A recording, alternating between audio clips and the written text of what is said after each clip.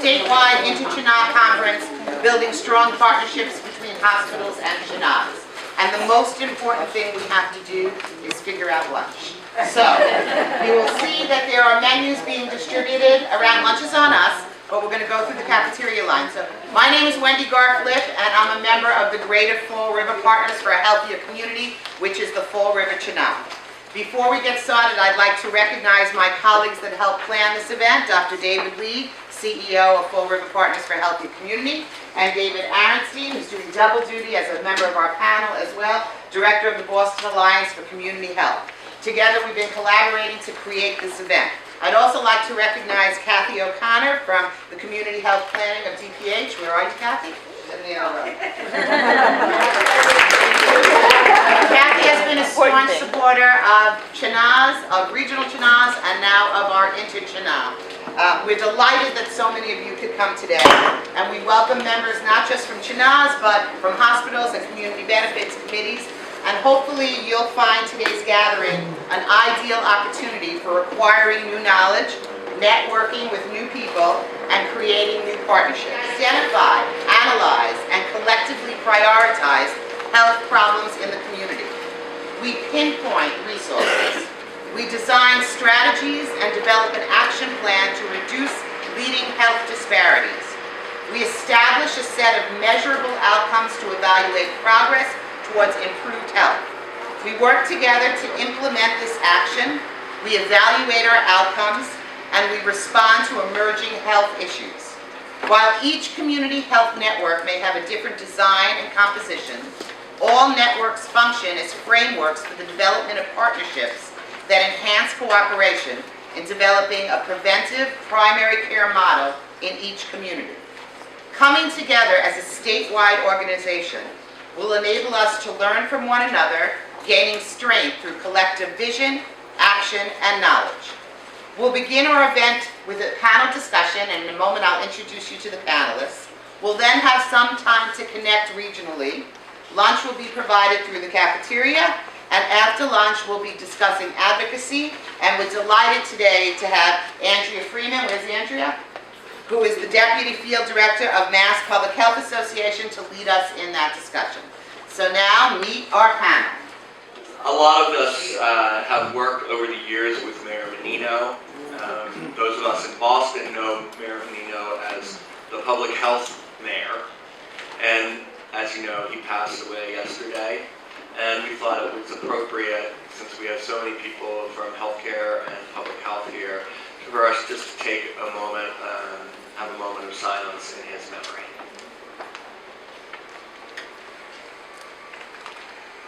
So we have Lisa Wolf, who's the Director of Research and Evaluation at Health Resources in Action. We have David Aronstein, who's the Director of the Boston Alliance for Community Health and a member of CHNA 19. We have John Riordan, Director of Community Relations and Partnerships for Boston Children's Hospital, and Kerry Mello, the Community Benefits Manager for South Coast Health Systems. So welcome our panel, please. So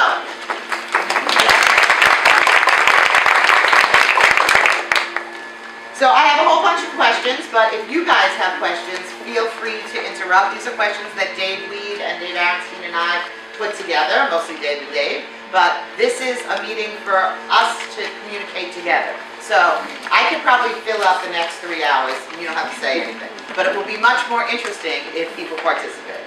So, Tana, when you hear CHNA, do you think of Community Health Network Area or Community Health Network Assessment? That's the joke. That is the joke, okay? So, the first time we had a regional CHNA convention in Plymouth, Beverly and I were putting signs up on the door, and we wrote CHNA, and then we came back outside, and the hotel management had put an I, because they thought we had misspelled and that we were Chinese. So we know that it is an awkward acronym. I was going to say, when I heard, I would inclined to say Gesundheit. Okay, now we'll get to a serious question. Often hospitals are concerned that CHNAs and other community groups only view them as a funding source. What are ways that have worked for your hospital to connect with CHNAs and other community coalitions beyond funding opportunities? we're actually involved in 2 CHNAs, one in Greater New Bedford, one in Greater Fall River. And both involvements in those CHNAs have helped us to kind of expand our reach in the community. You know, we recognize that we can't be all things to all people. And the CHNAs are doing some really great work that we can either latch onto, or we may be doing some work that they can latch onto. So it really has helped us expand our reach. And one concrete example, I know we're going to talk about health needs assessment a little bit more, but we have been doing our health needs assessment in concert with both CHNAs. It's actually saved us money. It's helped us reach into the community much better than if we did it ourselves, and that's been a big plus for us. So that's just one example. In Boston, I'd say that 8 or so years ago when I first started working for the Children's Hospital, the CHNA 19 was not fully functional. And a group of people led by Mass Department of Public Health went through a strategic planning process to try and put in place structures that were accountable and made sure that the resources were being directed in the right direction. It was a long and arduous process. It did have some very positive effects. So I guess the answer is Children's, among other hospitals, got involved in the strategic planning process with a group of community leaders and activists from across the city, and worked to put in place a structure that was accountable and transparent for use of funds, but also that looked at trying to identify where the needs actually were, and went through an entire process led by our able director, David Aronstein, to implement a map process that had us do a complete evaluation of needs citywide and neighborhood specific, and put in place some systems that gave hospitals some of the reason to believe that the funds would be directed in ways that were in keeping with where hospitals thought they should be. And I think it gave the community a sense that they were being heard in where the funds should be directed as well. Well, I'm not from a hospital, so I won't answer this question, but Lisa, you've worked with a lot of hospitals all over the country. Sure, great. Thank you, David. So as Wendy mentioned, I'm from HRIA, which is here in Massachusetts, and we've worked with obviously a number of groups in Massachusetts, but we've also done work nationally in many different cities in Texas and Missouri and New Jersey and Florida. So I want to bring some of that perspective here in our work with hospitals and community groups. And but the 2 sort of big areas that I see related to this question is, one is the issue of alignment. I'll be sort of saying that word a lot. You know, where we have seen successful cases is when hospitals are working with community groups, and while they each have their own sort of missions and agendas and areas where they want to focus, they've also found some common shared topic areas and areas for alignment, where the hospitals are providing some funding, but also expertise and partnerships and support, and community groups are helping to sort of extend that work into the community on the ground, because they have the relationships with other community groups and the populations that they serve. And so I think really having that alignment is so critical. And then the other piece around the hospitals being viewed as just the funding source, we actually heard that from hospitals in one of the states in the Mid-Atlantic that we've worked with, where they had this very large CHIP, Community Health Improvement Plan, and they were trying to do it all themselves. It was a collaborative of 4 hospitals and some health departments, and they said, we can't do this all, and they thought it was up to the hospitals to actually implement all this work. And our conversation with them was, this needs to be a community plan. You may be the leaders in the community along with the health department and community groups, but it is not up to you to implement it all. You need to think about your community partners and how they can sort of have a role in this effort and have ownership as well over this effort. And so again, I think that also goes back to the alignment issue, but the idea that hospitals are not just a funding source, but also a collaborator and leader as well. just wanted to add one more thing. One thing that one of our CHNAs, actually both of our CHNAs has been really helpful with is training and education for our staff. So it doesn't always, work on about what we can help the CHNA with. A lot of times it's what the CHNA can help us with. And in Greater New Bedford, we've been doing some work with postpartum depression. That kind of came up as a need based on our joint needs assessment. And the CHNA has been able to connect with some statewide resources and bring those into the hospital. So we've been able to train our maternity staff, some of our OBGYNs in postpartum depression. They're helping us start a postpartum depression group. So it kind of can work from the outside in as well as from the inside out. Can I ask a question?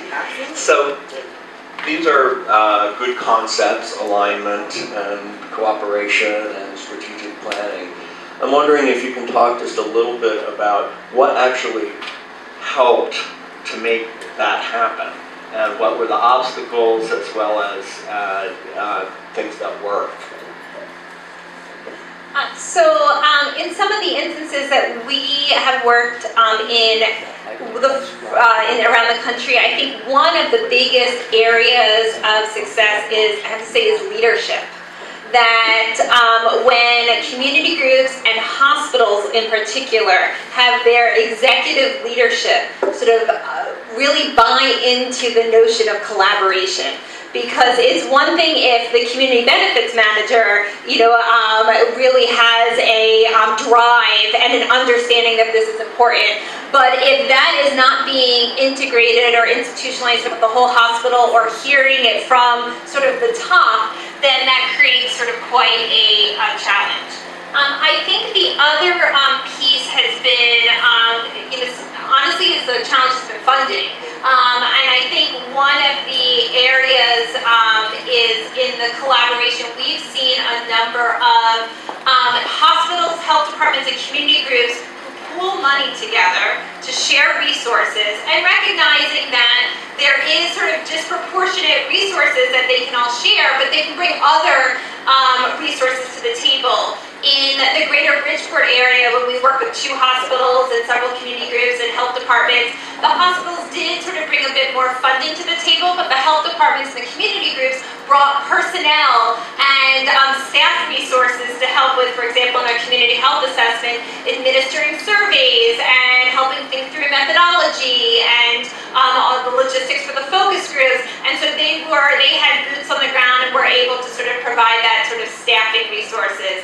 And so I think that sort of understanding where everyone can contribute something and have a sense of ownership over this process is critical. Glad to go. As I mentioned in Boston, I think the hospitals got a little cynical in that prior to this recent strategic planning process, that the sense was that if you provided a couple of $1,000s to specific organizations that had sort of been participating in CHNAs and funding from hospitals for a long period of time, it was essentially an easy way to say, okay, here's your $2,000, and now we're going to go do what we would like to do. And I think there was some cynicism involved on both sides about that. And the reality is some of those organizations that were single-issue organizations, they outlived their purpose. The hospitals didn't feel like the funding was going to meet actual needs in the community. So I think one of the things that did help in Boston was that we did go through this rigorous process that did look at needs. And it required some of the organizations that were receiving and historically received CHNA or DON funding to rethink their own way of doing business and whether they were actually responding to the needs of the community. So it required a little give on both sides, and I think that's always a better place to be if everybody feels like they're moving in the direction of the what would be considered the other side of the conversation. In the neighborhood that I live in, there had been sort of a tradition of looking at, again, sort of somewhat single issues. There was a lot of focus on, for good reason, on providing resources for seniors, for example. but the neighborhood itself had a huge number of young people that not all of whom were connected to youth development or youth serving programs. So one of the organizations got a lot more focused on doing mentoring programs for young people in the community. And it came out of the assessment that was done where the need actually was. I just wanted to talk about something practical in terms of, how can you be sort of successful. I think it's really important to be at as many tables as you can, but there's constraints with that. I'm one person as a community benefits manager, but we do have lots of people within South Coast who are doing community outreach. So what we did was we formed just a little internal group of all the people who are doing community outreach. And we can kind of align among ourselves, in addition to aligning ourselves in the community, be at a number of InterCHNA subcommittees, sort of talk about what we're doing internally and align that with what people are doing externally. And that actually has been really helpful and doesn't take a lot of time and effort. Okay. So before we move on from this, anybody else want to weigh in? Anybody else have a question about the relationship between the way InterCHNAs view the hospital benefits, the way hospital benefits committee view InterCHNA? Anybody need? Okay. Nice. If you stand up, it would help. Okay. But be careful someone doesn't steal your seat. I don't know if this is an appropriate question at this point in time, but you talk about how you get your community health network started, and you have your groups, and they work in conjunction with the hospital. How do you, I think, in larger cities, how do you align the different hospitals' needs assessments? Since while they're sometimes assessing different parts of the city, there's sometimes quite a lot of overlap. So from our perspective, there's a lot of redundancy, a lot of time and effort and money going into assessment, but there are ways, I think, that it could be better coordinated and more streamlined. Lisa can give you a couple of examples of that from other cities. The joke that I often make is, those of you who are familiar with Boston know that there's a Longwood medical area where there are 4 or 5 hospitals. And I've always joked that, if I lived on Mission Hill, I would spend my life going to focus groups led by hospitals. But what's interesting is the people who I know who live on Mission Hill often feel like they are ignored by the hospital down the street. So there's some kind of disconnect there. So I'm just going to piggyback off what David says. I'm going to give an example of our work in San Antonio, which is both the issue of alignment and the issue of community engagement that you mentioned. And in San Antonio, or the greater county, which is called Bexar County, they had the state requirement for a community health assessment for the hospitals for many years. And the 4 hospitals in the area basically said, why would we do each our own assessment? That doesn't seem to make sense financially and resource-wise, even from staff perspective, as well as with the health department, since there's something to be such a key partner in this. Let's work together. And 10 years ago, they started this collaboration, which they then turned into a 501c3 membership organization. It's now called the Health Collaborative of Bexar County, Texas. And so the hospitals, the health department, the FQHC, and some community groups sort of pay into, in a sense, this membership organization, and there are a number of steering committees that everyone has representation on, and they guide the assessment and planning and implementation process as leaders in the community. And so this has representation from all of the hospitals, the health department, and community groups, and they're going on 10 years strong now of this collaborative work. And it's been very exciting. They've been able to then use that data and develop sort of interactive data portals online so that all that data could be shared, and really have sort of taken it to the next next level, and in later questions I can sort of go on about that, but I want to go back to your question about community engagement, because it is a struggle. I think if we say we're having a community event, we all know who's going to show up. It's going to be the same people who show up every single time, and it's people who have some time, who are already engaged. I think for community events in San Antonio, we fed people dinner, we had childcare, we provided sort of discussion opportunities to talk about issues in your neighborhood, really sort of eliminating the challenges to them for coming, as well as trying to sort of improve that sense of community and have an opportunity for people to really talk and open up and not just hear about data. But then we went out and had sort of community discussions and focus groups in all different types of areas, in food pantries, in homeless shelters, in places where people are recovering from substance abuse addiction, at Zumba classes, at English as a second language classes. We made sure we had focus groups in multiple languages with moderators who could speak that language, at PTA events. So where people are already meeting, it's not an imposition for them to go and be part of this process. It already fits into their life, and they are just being asked for their feedback and being compensated with some food or a little thank you stipend as well. And by being asked their opinion, it also raises expectations. What are you now going to do with this?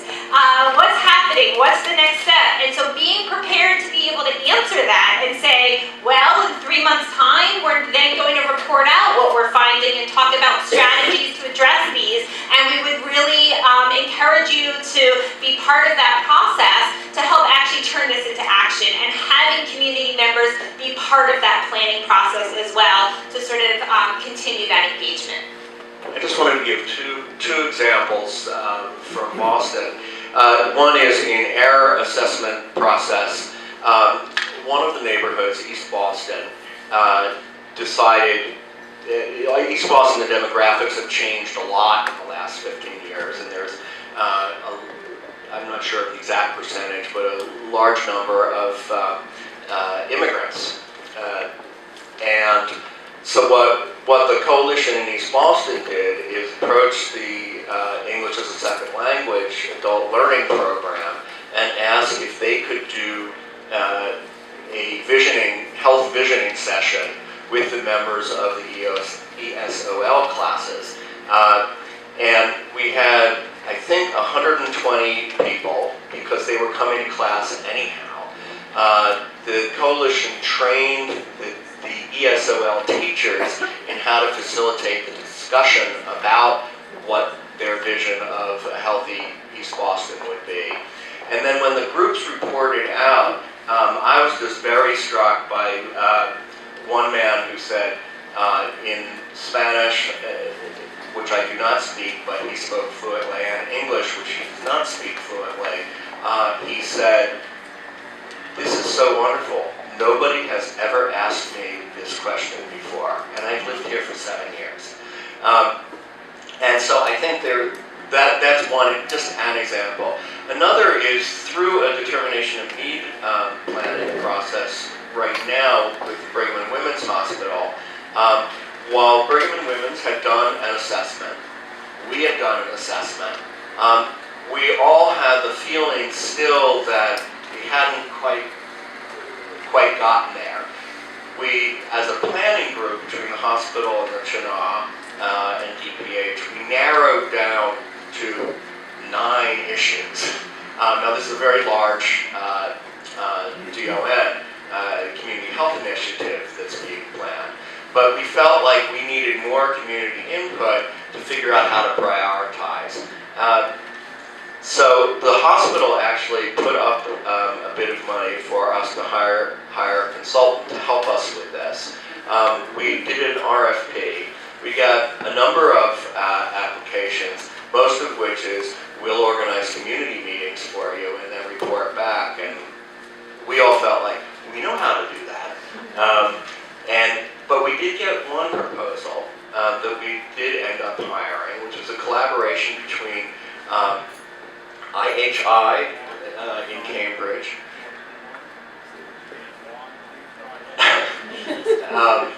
at the NSA, IHI, and the Game Lab at Emerson College, which has created a number of online games to get community input around a number of issues. They did one in Salem, Massachusetts, in the Point neighborhood to find out what residents felt would improve their neighborhood. They did something in Moldova to engage people. That's somewhere east of Lynn. Around civic engagement. They did one this summer with Boston Public Schools about transportation for middle school, which was changing. So they designed a game with a lot of our input. It took a lot of work.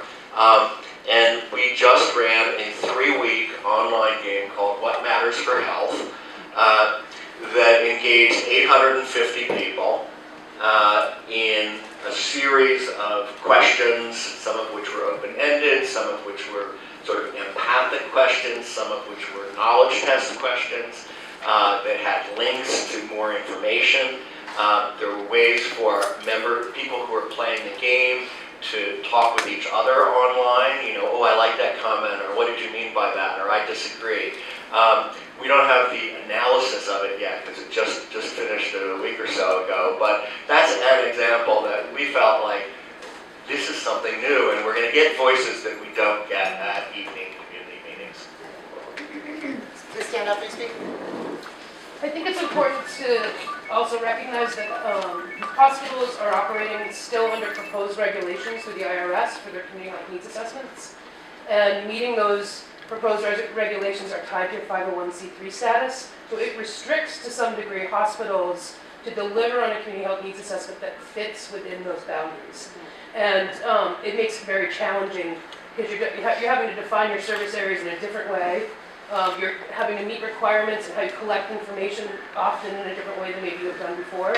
And so those restrictions or guidelines make it a little bit challenging to do what we would think of as a comprehensive community health needs assessment. And I just think it's important to realize that. There are restrictions and challenges to that for hospitals to deliver that. And the second, and it actually could be said for community health centers as well. When they're doing their community health needs assessment with HRSA, they have very specific requirements they have to meet. And so it's not always a perfect fit how we might all go about doing that the same way.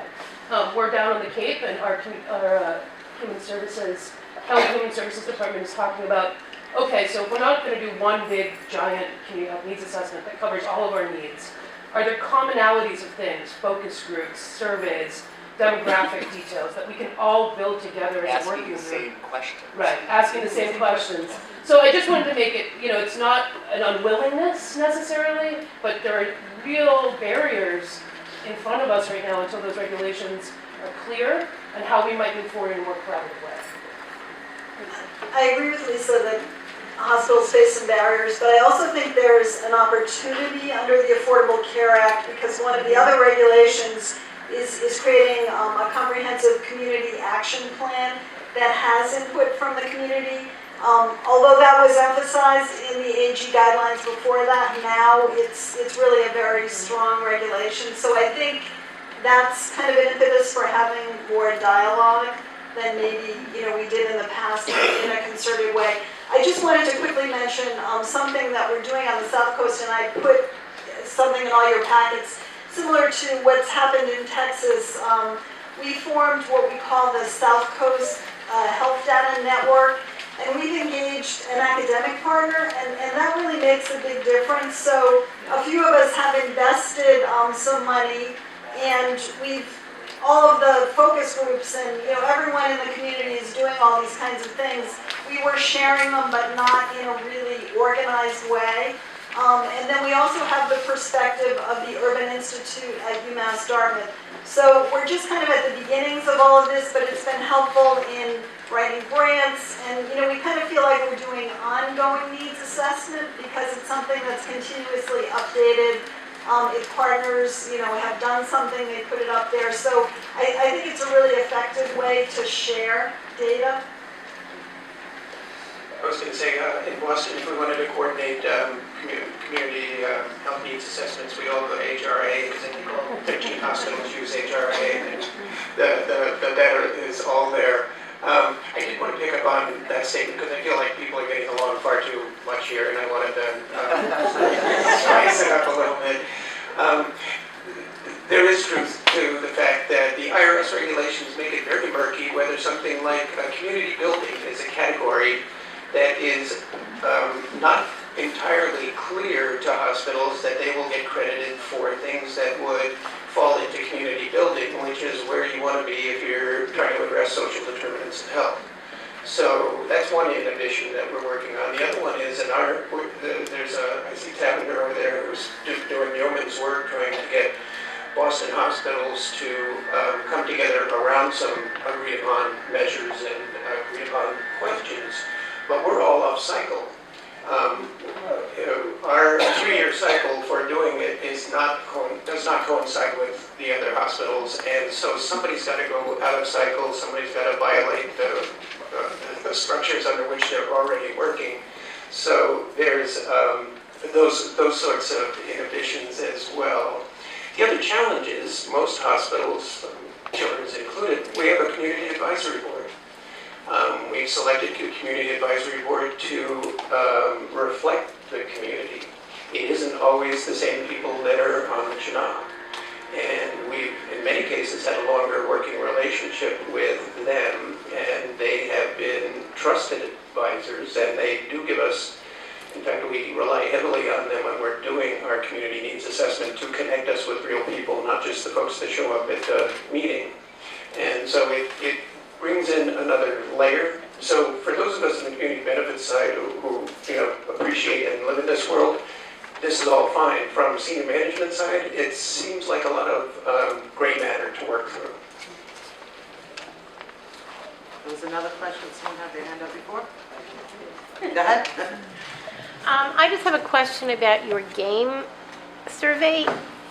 Is there a way that you could send out a link to that, not for people to hear to participate, but to see it, because it's a very unique way of getting survey information? Yeah, I just wanted to say, if you want to Google it, it's, I don't know the actual URL, but it's at Emerson College Game Lab.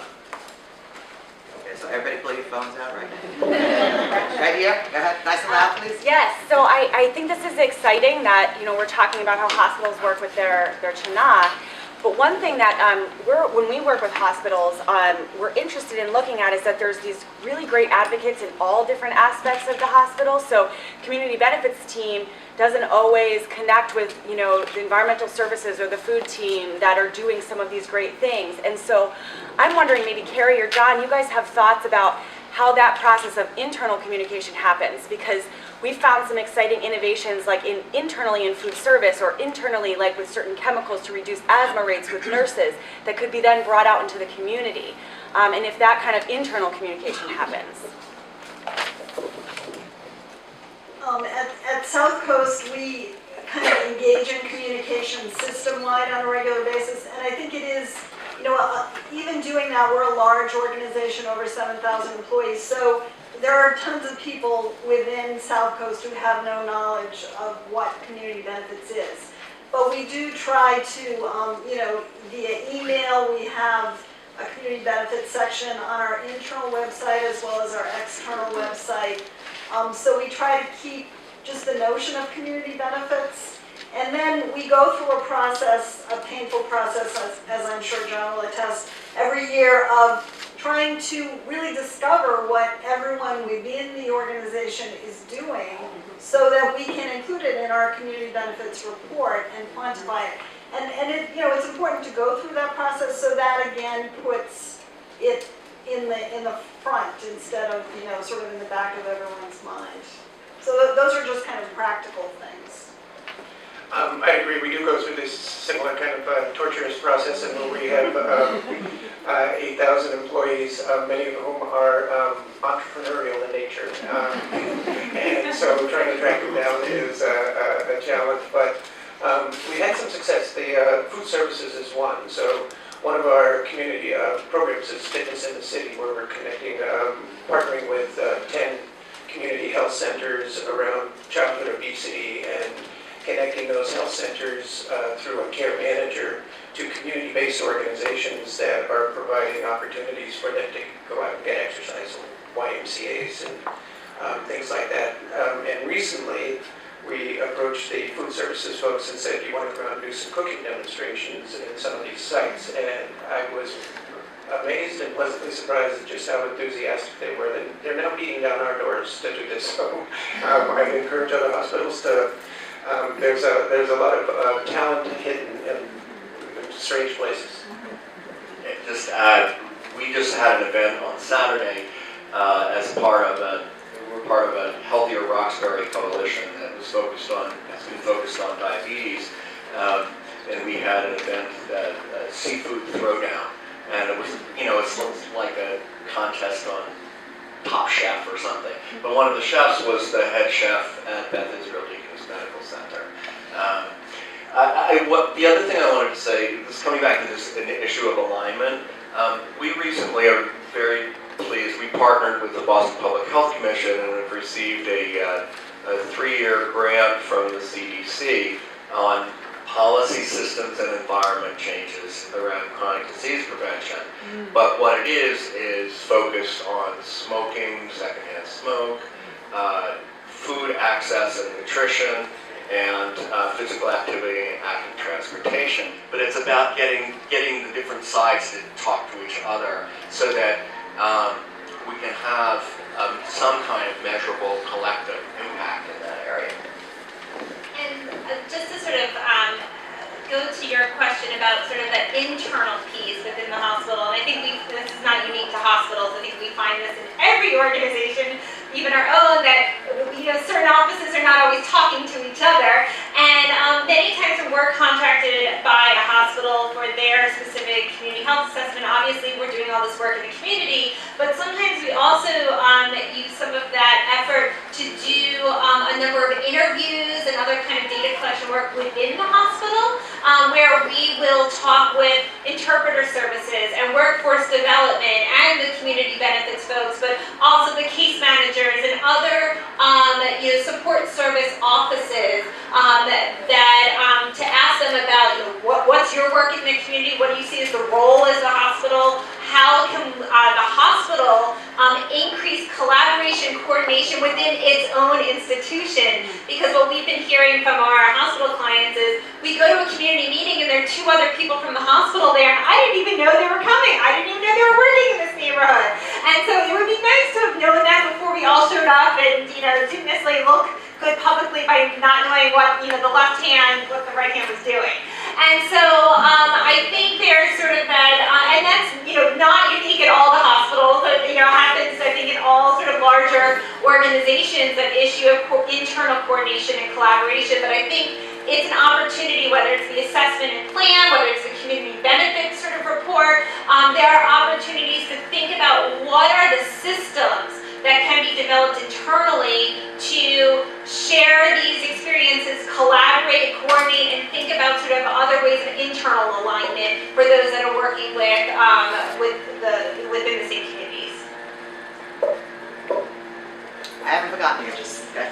I thought of one more example of internal alignment. We've been able to align a lot of what we do with community benefits with our employee health initiatives. So an example, we wanted to bring more fresh fruits and vegetables to our employees. So we also made it available to the community. So we do farmers markets, and we're trying to support local agriculture, and we needed to assure them a certain amount of, produce got sold. So we buy it back, and then we donate it to community agencies every week. Food pantries, Wendy's program has benefited from it. We're homeless in the homeless in the motels. So we've been able to do that. The other thing we were able to do is, as part of our employee health initiative, we have a smoke-free campus, which I think a lot of hospitals do now, but we really did like a huge marketing campaign that kind of spread into the community, so that we were kind of the impetus for public housing to begin to go smoke-free. We're part of we help lead a regional coalition just focused on system and environment change. We managed to get a large federal grant as a result of, some of these initiatives. So aligning stuff internally and serving our internal employees, we can sometimes serve the external people in the community well and align both. And we have a question in the back, and then here, and then Joe. 1, 2, 3. Thanks. Well, my original question was That'd be much louder. okay. My original question was about the labs, and I think also Stacy. So the approach of going to the community instead of expecting them to come to you, I think we found also really is absolutely what works. And I'm just wondering with the labs, which sound really exciting too, but is there a problem of those, particularly high vulnerable populations who aren't online? So that was a main question. But then this last discussion too, I just was wondering, there's some about sharing across hospitals some of these strategies, and this is an example of one way to do it, and I know you do a lot of other ways, but I thought of some like organizations like Hospitals for a Healthy Environment, if there's some more umbrella ways to take a look at some of those internal areas you can use to advance some of the health inside the hospitals and what they can do. Well, I can just answer the question about the game lab. We don't know. We don't have the statistics yet to see who actually did engage in it. So we know it's a larger number than would have come to a series of community meetings. We did discuss this, particularly around elders' access to online. I think, however, just anecdotally, I think we engaged a lot of younger people who wouldn't come to a community meeting. And the game was set up so that you could do it from your smartphone as well as from a computer. And as far as I know, every teenager in Boston has a cell phone. Okay, question over here. My question was, Stand up, please. my question was more related to this gray matter you were talking about, how to translate this to senior management. And I think that there's, our hospital is buy-in from the CEO, but not as much from the president. And then sort of people who are looking at the bottom line, for example, versus those who are really looking at joint projects or requirements, like our policy commission, other things like that. So I'm still trying to figure out how to reach those harder to reach senior management staff. I actually like the idea of speaking their own language. If like healthcare for all is required for PFACs, if you're familiar with PFACs, maybe that's the language that hospital folks speak, or HMA, not HMA, MHA, language that hospital senior management speaks. They don't speak CHNA. John? Either dialect. What's that? Yes, it is a challenge, and I have to say, for teaching hospitals, I speak mostly for children's, community health is sort of the most recently added element to the mission. They've always done clinical work, always done research, always done We're a teaching. community hospital, but it's really challenging. Yeah. So it's the newest and in some ways least formed. And the metrics are a little bit different. So some of what we're in the position of doing is trying to make the case that investing in children's mental health does have a payoff, but it is not in our necessarily short-term horizon. So one of the ways that we've been trying to work at it is to find metrics that the senior management will understand as representing that this is a good investment in community health. I agree with John. I think metrics are the language that senior management speaks, and cost metrics are definitely the one that kind of bubbles to the top. One project that we've been able to do, which is also related to DOM linkage, and this has actually been sort of what I look at as the sweet spot of really helping to transform the community, but also helping to kind of transform the way we do things at the hospital. One of our DOM linkage projects has to do with community health workers. So we kind of started on this journey with the CHNA in analyzing what are the needs, what's the value for community health workers. We funded some RFP projects, but that now has kind of spilled over into what we do at the hospital. And we actually are starting to employ community health workers to be part of our care team in our primary care practices, because we have seen, or we're beginning to see, a lot of financial value. So we now, for instance, have our risk management people calling community benefits saying, I need a community health worker because I have a patient who's coming into the emergency room all the time. And we've seen success in assigning a community health worker who might have been grant funded or funded by community benefits to begin with, having great success in working with these patients. We've been able to use some of the funding that we received through the Health Policy Commission and the CHART grants to embed community health workers as part of our diabetes teams. So we're developing metrics, and we've been able to show that as part of a care team, not necessarily 100% on their own, but as part of a care team, they've been able to reduce no-show rates by almost 50%. And those are the kinds of statistics, I think, that you really need to develop and demonstrate.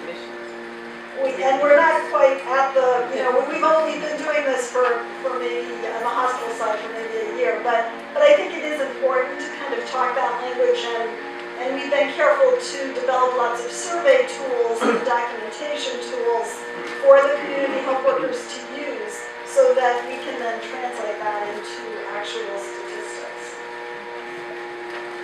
Wait, there's someone ahead of you. I think John wants to comment. Yeah, and then it's Joan, and then we come to you. some of it, this is particularly true in academic teaching hospitals. Some of it is also being able to find opportunities to get the hospital recognized for doing things that are outside of the hospital's traditional way of doing business. So one of the things we did with a large DON that Children's had several years ago was to pull together a group of non-medical child serving organizations that included everything from a community development corporation to folks that are doing early education and care.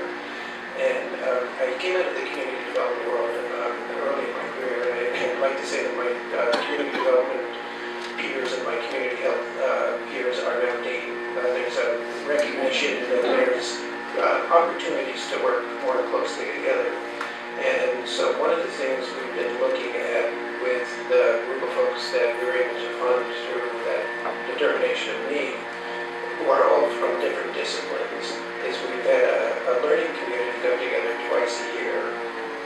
And what we've asked them to do is look across the table and look for places where they can cross-pollinate among themselves and where they can also interact with the medical community.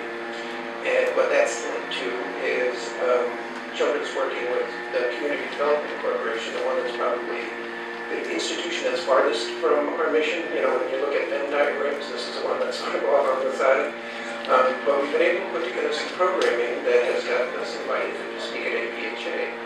So the hospital takes notice if you're getting recognition for things, and we'll take notice if you're getting recognition for things that they don't, and it wouldn't be the first thing that they would expect. Just wanted to add one, picking up on the comments around community health workers. I think that community health workers are an essential way for the clinical care and the prevention side in the community to link. But I think one of the impediments is the perspective that the community has versus the perspective that the hospital has. And the hospital employs a community health worker. They're doing that to achieve these kind of metrics Carrie was talking about. They're doing it with their own patients.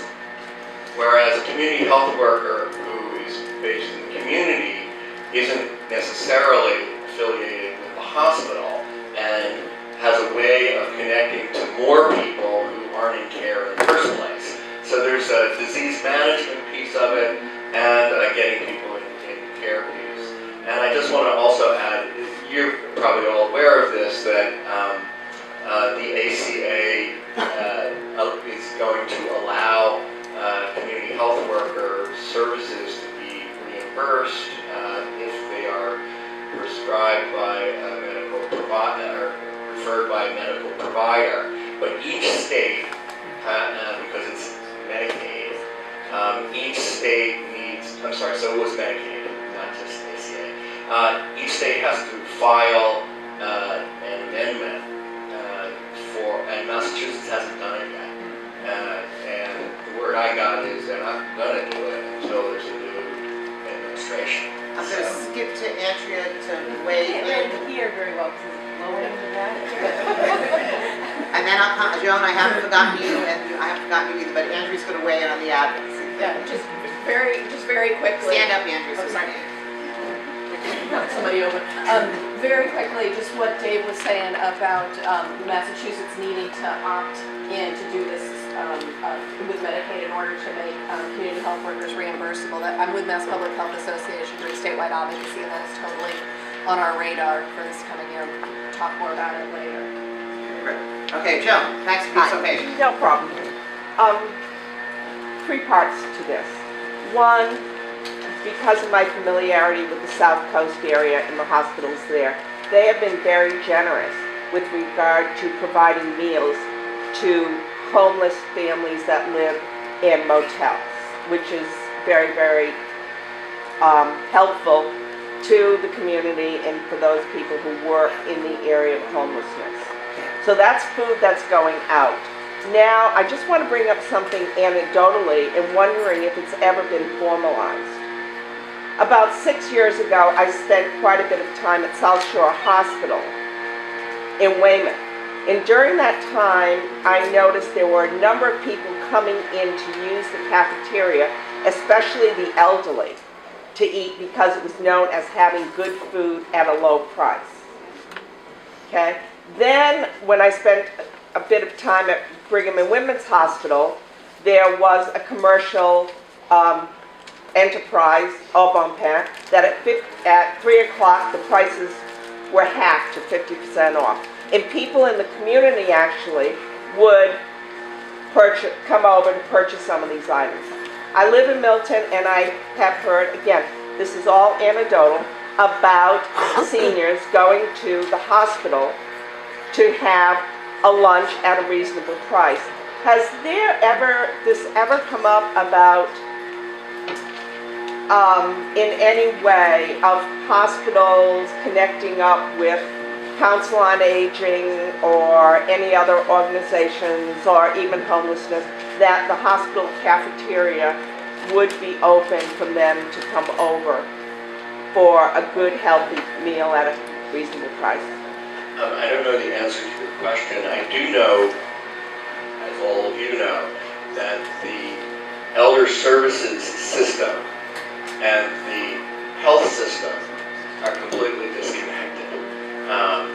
That may be an exaggeration, but so I think that that's also part of the alignment that needs to go on. So for instance, elder service organizations have their Title IIIB meals programs that they serve, but the connection to the clinical care communities and the clinical system is pretty disjointed. David, can I just add quickly to that there is some good examples of that, not in Massachusetts, but in other states, where they are connecting, or hospitals are doing that really great kind of subsidizing of meals for their senior community, because the hospital becomes a destination point for the internal food. Okay, so we have 1, 2, 3, 4. Yep, your turn. Okay, as far as community health workers and utilizing them in the best manner, I'm involved with South Coast Health and the diabetes, but what we found was what you're talking about right now is the elderly. And I look at the systems that were out there for the backpacks for the children in school, the homeless who don't have food for the weekend, and I kind of say to myself, God, I wish there was something for the elderly, because by the end of the month, their resources are slim, and a lot of them can't make it to the end of the month, so they don't have the food, but they live in a rural area, and they don't have the transportation to get to the hospital cafeteria. So those are some of the forgotten few. And by starting with a clinical disease method and having that community health workers are like, it's like the weed that grows, and the farther out they get into the community, the more needs you find and the barriers to all of these wonderful programs that people have, but a majority of people who really need it can't get there. So I'm going to use moderator prerogative. So Joe mentioned about the meals that the two hospitals in our region provide for the families in the motels. The families in the motels live far away from the hospitals. They don't have transportation to get to the hospitals. We recruited 75 volunteers for Thanksgiving, 75 for Christmas Eve, and 75 for Christmas Day to come to the hospitals, pick up the meals, sort them into bags, buy the rooms, put them in their private cars, and deliver them. That we have to recognize that part of the partnership has to be that we have to come to them. They're giving us hundreds and hundreds of meals. So we had to recruit those people to actually make that happen and get it out to the suburbs where they're living in a food desert and there's no transportation. And I guess I just wanted to also add that, when John referred to social determinants of health, so, equitable transportation is an example of that. And in the needs assessment that we did as a CHNA, in a clinical sense, and one of them is improving health outcomes by addressing policy and practice in transportation. Okay, next. My question is about the health needs assessment. I know the requirement is to have it done every 3 years. And I found that once you do the needs assessment, you go through the process of putting a community health improvement plan together. And once you hit the ground, it seems like it's time for the next health needs assessment. And then when the next health needs assessment comes out, it seems like it's the same issues from the last health needs assessment. Has anyone been addressing this issue to the state level of maybe doing it every 5 years versus 3 years? I don't know if I'm the only one feeling this way, but You can tell from the smiles on everyone's face that everyone's relating to this. I know there's the every 3-year requirement, but because we've been doing our needs assessment with the CHNAs, I find that we're almost doing it on an ongoing basis. So which makes it a little easier, I think, for myself, because when the 3 years comes up, I just kind of take a look at, we're constantly, through Health Data South Coast on our website, posting focus groups that different partners have been doing, and we're able to kind of use those in our own discussions of needs assessment and discussions with the CHNA. So when the 3-year, magic time frame comes up, I just sort of take a look at what we've been doing on an ongoing basis, and maybe enlisting the help of, say, UMass Dartmouth, or in just sort of putting it into a narrative kind of form, because I kind of feel like we never stop doing it, which is okay, because to me that's what we should be doing. Yeah, I agree with that, and part of what we say, one of the reasons we have an active community advisory board is we don't want to be surprised every 3 years, and what they do is keep us current. You're right, for the most part, we found ourselves focusing on a lot of the same issues, although recently, this gets to my 2 communities, the community advisory board came to us and said lack of affordable housing is a public health issue that the hospitals should be paying attention to. And at first we were saying, okay, but we're in the business of providing children pediatric care. But I did go around to the social work staff and the discharge planners, and I said, so is affordable housing an issue? And they said, yes, it's becoming a mental health issue for us. And so we have been starting to look at what role a pediatric hospital can play in that world. And at a minimum, what I'm finding is just being in the room with the housing advocates and saying, yes, we agree, turns a lot of heads, because as you know, anybody that's done advocacy, there's the usual suspects. Everybody that when it's housing legislation time, all the same folks come up. but when they're also joined by a hospital that says, yes, this is becoming a problem for us, it does have a different effect. It gets a little bit at the question about hunger and homelessness too. So what we've done recently is join into what's called a Kids Coalition. It's actually going to be statewide, so anybody who hasn't heard about it, but it's Healthcare for All is putting it together around the 3 H's, health, hunger, and homelessness. And it's looking at how to address, we're going to try and come up with an omnibus bill that will address making improvements for kids' health, addressing homelessness and hunger among kids. And when we look at health, if we look at the World Health Organization, their criteria for what is health includes things like transportation, affordable housing, violence prevention. So we have expanded the barriers of where we used to stop and say this is where health ends to a much greater parameters. Okay. Oh, sorry. Can I just answer Yeah, that? absolutely. Yeah. So I just want to go back to the thing. Sorry about that. I just want to go back to the question about the every 3 years piece because it is challenging. You just finished this assessment process. You're just going through planning. You're about to implement even, and then you have to do this assessment again for the IRS regulations, and it is a federal regulation. So I don't see, even though they're not finalized yet. My guess is they're not really going to change the every 3 year cycle. So.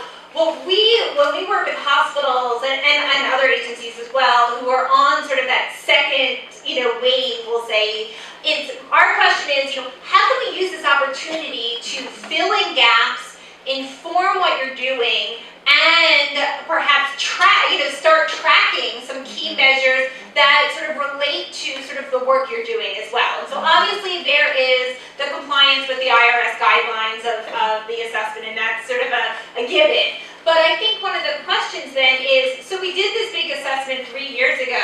What were some of the, you can't do everything, resources are limited. What are some of the questions that still remain?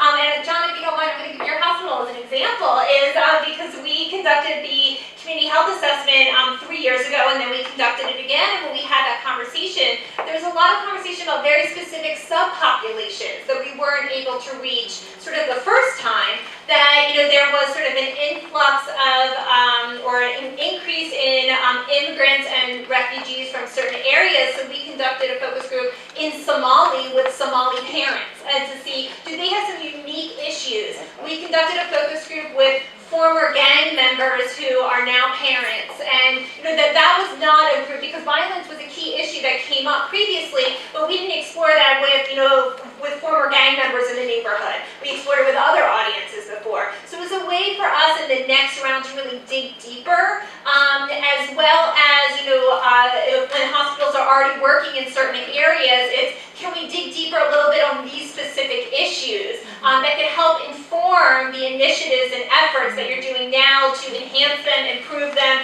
and using it as an opportunity as almost like a quality improvement opportunity for tweaks along the way. Absolutely. Yeah. Okay.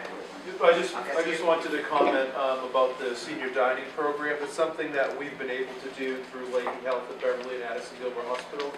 We partnered with the Councils on Aging in Rockport, Beverly, and Gloucester. The transportation issue did come up, so we provide vouchers. If they do not have, Rockport does not have a bus, their own bus or van, so we provide taxi vouchers so folks can get to the hospital. The meal is completely free. It's actually in the contract of our dining services partner that they have to do that. But when we get them there, we're looking at needs identified in the assessment, and we're addressing them. So we're doing balance screenings, we're doing falls prevention education, we're doing glucose sticks, blood pressure. So it's definitely ways to do it, but this year we took it a step further. We brought in first responders. They did CPR training, they did safe at home, so police, fire, EMT. So it's definitely doable. Just reach out to your Councils on Aging and dining services providers. That's a good example, as is today. Offer a free lunch and they will come. Okay, you're next, then you, and I saw another hand. You're next, Anna. Okay, and then we'll move to you. I'm glad you brought up senior dining again, that we're not off that topic. Looking at our hospital readmissions, one of the top 3 reasons people were coming back to the hospital was had a nutritional component for seniors. So they were not getting proper nutrition, so we reached out to this Tri-Valley Inc. that provides the Meals on Wheels and things like that. Do you have a low sodium opportunity? No. one diet, one version goes out to everybody. And so this is back to what David was saying about does public health and senior services, whatever the larger organization, communicate. I mean, for each community to do that, that's really challenging. But sort of statewide to see that that's a priority, that the priorities are at least aligned, because nutrition is, no matter if you're looking at chronic disease or diet, whatever you're looking at, nutrition, mental health is kids' obesity. Nutrition is really, it's the only issue at this point when things start to channel up. And if we're not communicating across these various structures, we're not, much problem. One option for that, which we're starting to work with in New Bedford, is, and there's a name for these agencies, Coastline Elderly in New Bedford, there's one in every county. Yeah. And they've actually, Aging Service Access Points. Yeah, right. and the one in New Bedford has kind of worked on system and environment change, and I think when you do that kind of work, you can impact large numbers of people. So they actually have worked with the provider of Meals on Wheels to lower the sodium content of all the meals that go into seniors in public housing. And I think that, has a huge impact. So working with those partners to do that kind of system and environment change is almost as important as offering, meals at the hospital, because you're impacting huge numbers of people. Right. Thank you. Hi, so yeah, and right along those lines, I think it would be important to know that we have a great opportunity right now with a number of funding initiatives that are happening across the state. So starting with Healthy Living Center of Excellence and Administration Community Living Prevention and Wellness Trust Fund grants, Tufts Foundation, there are a number of initiatives right now that are really looking at patient activation and seeing how community health workers can go into communities trained as leaders or peer leaders in these chronic disease self-management programs that are vetted by the Administration on Aging, formerly now the Administration on Community Living, and where we have a number of community agencies, community health clinics, trying to forge community clinical partnerships across the state over 7 regions at this point, and 9 regions with Prevention and Wellness Trust Fund, to look at really what people can be doing either through their diabetes, chronic disease, the cancer, fall prevention, which is a major cause of readmissions, is to really now leverage the community health worker with the training and bringing these into community settings where people can activate into self-management roles. And these are evidence-based programs that have been randomized controlled trial. They've been tested up the wazoo. They work. They've been tried out in a variety of communities across the country. Massachusetts is actually a leader in this movement nationally. And so I think we need to be looking at where are all the common funding streams coming that could support this alignment that we so need. I'm Jackie Coogan, and thank you for mentioning about Healthcare for All. I sit on the board of directors, and I'm on that health, and I'm just flipping back to children for a minute. But if any of you, Matt Noyes is the person who is directly involved and connected, and you should be connecting for the health, homeless, and hunger for children. There were 43 different organizations that convened, and they have begun to split up into the groups, and there is open invitation to that.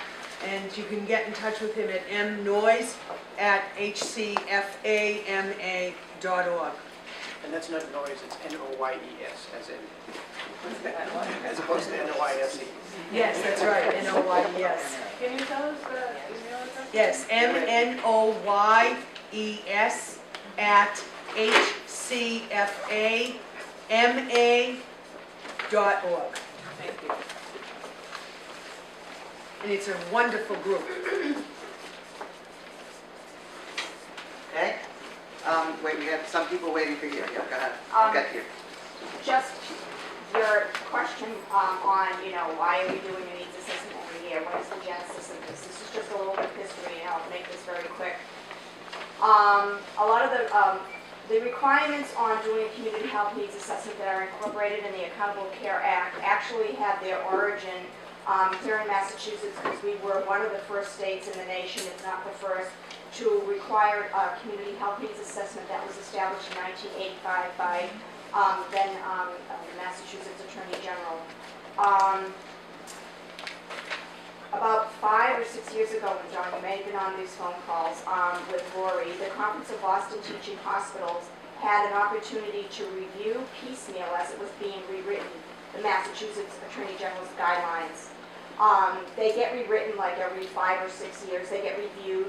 About 5 or 6 years ago, for like the third time in the history of the guidelines were being rewritten.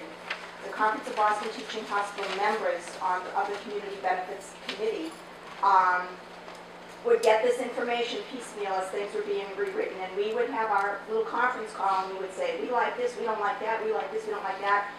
And the leadership at the Conference of Boston Teaching Hospitals would go back to the committee people with the AG's office who would be writing the guidelines. One of the big things we went, please, time out, can we talk about this 3-year requirement? And our argument chiefly was, the data that we use comes in batches of 5 and 10 years. If you're looking at national databases, you're looking at it as a rule at 10-year 10-year changes and 10-year overview for Mass Chip. And I know Mass Chip has changed, but for Mass Chip, you're looking at 5 years out. And we were like, you wanted to do this every 3 years, and the data is not moving along in a 3-year increment. They did stick to theirs. It was one of the battles that we lost. And they did stick to their guns for the 3-year requirement. That, I think, served as an example when the national agenda was being discussed, when Capitol Hill, before the Accountable Care Act discussions, Capitol Hill was very strong. It was led by Representative Grassley, but Capitol Hill was looking at having requirements for community health needs assessments and a community benefits plan. One of the entities to be at several hearings and work with the agenda behind the scenes on Capitol Hill was the state of Massachusetts Attorney General's office. Hence, we're still in the 3-year cycle. So that's kind of the history statewide and then nationally. Thank you. Who's ready? Oh, Wendy, I just want, Stand up, please. notice how quiet it is? This wonderful man, Micah, went out and got that quiet. Oh, So I just wanted to say Okay, any other questions before we move on to another question for the panel? Any other comments? Go ahead. Just a question in terms of challenge that may be potentially looming. As we talk about sort of the mix between the Attorney General and the IRS guidelines, also the Affordable Care Act, how we talk about population and how we do a needs assessment is changing just as much as how we will serve patients in the future from the hospital perspective. When we talk about population, we'll be, in order to be paid for our services, be improving the health of the people we serve. At the same time, we'll be also having to look and continue to assess and address the needs within communities, not necessarily of people that we will serve. So just in terms of any thoughts as far as how those challenges will, when those will start to hit more and more the head as time goes on, because we know they're looming and this future in terms of health payment we know is coming, but what happens then? Yeah, I don't know how far to get into this. I feel like it's a great question. I think we're actually at an interesting time, and we've been at a similar place before. And I won't go through too much history, but in the Johnson administration, when the community health centers were first set up 50 years ago, David was around, I wasn't. They were funded out of the Office of Economic Opportunity, with this explicit assumption that they were part of a network that would include other organizations involved in social determinants of health, social service agencies, housing agencies, and others, through a combination of advocacy on the part of the American Medical Association, which didn't like the way it was going to have to change the way they did business, and conservative politicians thinking that it was creeping socialism. It got constricted to, this was supposed to serve not just low-income folks, it was supposed to serve everybody. So it got constricted, and the way to hang on to the resources was to medicalize it. So it got first constricted to just medical services, and then it got further constricted to just medical services for the poor. Interestingly enough, there was an attempt to do it through market forces in the Nixon administration. HMOs were kind of a similar attempt through market forces, but I think they anticipated that different organizations would get together to do prevention. But they didn't, and people became suspicious that HMOs were just a way of cutting costs and services. We're now at a very interesting time with this whole ACO model, the Accountable Care Organizations, and they were supposed to use the triple aim that Don Berwick had set up, but they made an exception. So the triple aim was cutting costs, improving health, improving the patient experience, and population health was the third element. And that was we're going to build in the incentives to do cross-sector kinds of healthcare. What got substituted for population health was quality. It's not a bad thing. We want to make sure that the quality is being measured. But what it did is it constricted it again around a medical look at things. And so the incentives for cross-sector collaboration aren't there yet. And not to get too technical or detailed, but I think the one place where we might still be able to catch some of that is risk adjustment. Determine how much they're going to pay is based on what they assess as the risk of different parts of the population. What they don't take into consideration is socioeconomic status. So part of the risk adjustment calculation was, is your patient homeless? And that would get you a different level of coverage than if your patient is has stable housing. It changes the dynamic, and it changes the incentives. And I really do think what we're doing here is great, but all of the stuff that we're doing around DON means that a hospital's got to build a building or buy an MRI. It's not a predictable way of financing this kind of work. And I do think the way that we get to a predictable way of financing it is by building in incentives, and I think risk adjustment is one place to look, and it's going to take a lot of advocacy. I think I just wore out the battery. Is that the end of it? Or maybe they shut me off. No, I think it raises the question of, coming back to what I was talking about before, the phrase population health. If you work in the community, population health means the health of the people who live in your community. Hospitals tend to see population health as the health of their patient count. And where the incentives go, so if there are cost savings in the community, but the hospital doesn't get those savings, there's a misalignment of incentives, I think. Question in the back? Thanks. My name is Andrea Holland. I'm from the InterCHNA. And I just want to take the opportunity, listening to the conversation, talking about what are the needs and how are we addressing the needs. From our hospital standpoint, we do take population health very seriously. Marsha Rich is here, dietitian that I work with closely, works out in the community. She works in the school system. She works with Healthy Markets. We do a lot of work with the town to adopt complete streets policy so that people can be more naturally active. So I think that hospitals are doing quite a bit. I'm sure we're not unique, but I guess it's an issue of prioritization. You know, there's only so much funding, and what can we prioritize based on needs assessments, you know, based on what we know are important issues. Where can we put most of our resources and energy? We're actually taking on the issue of behavioral health.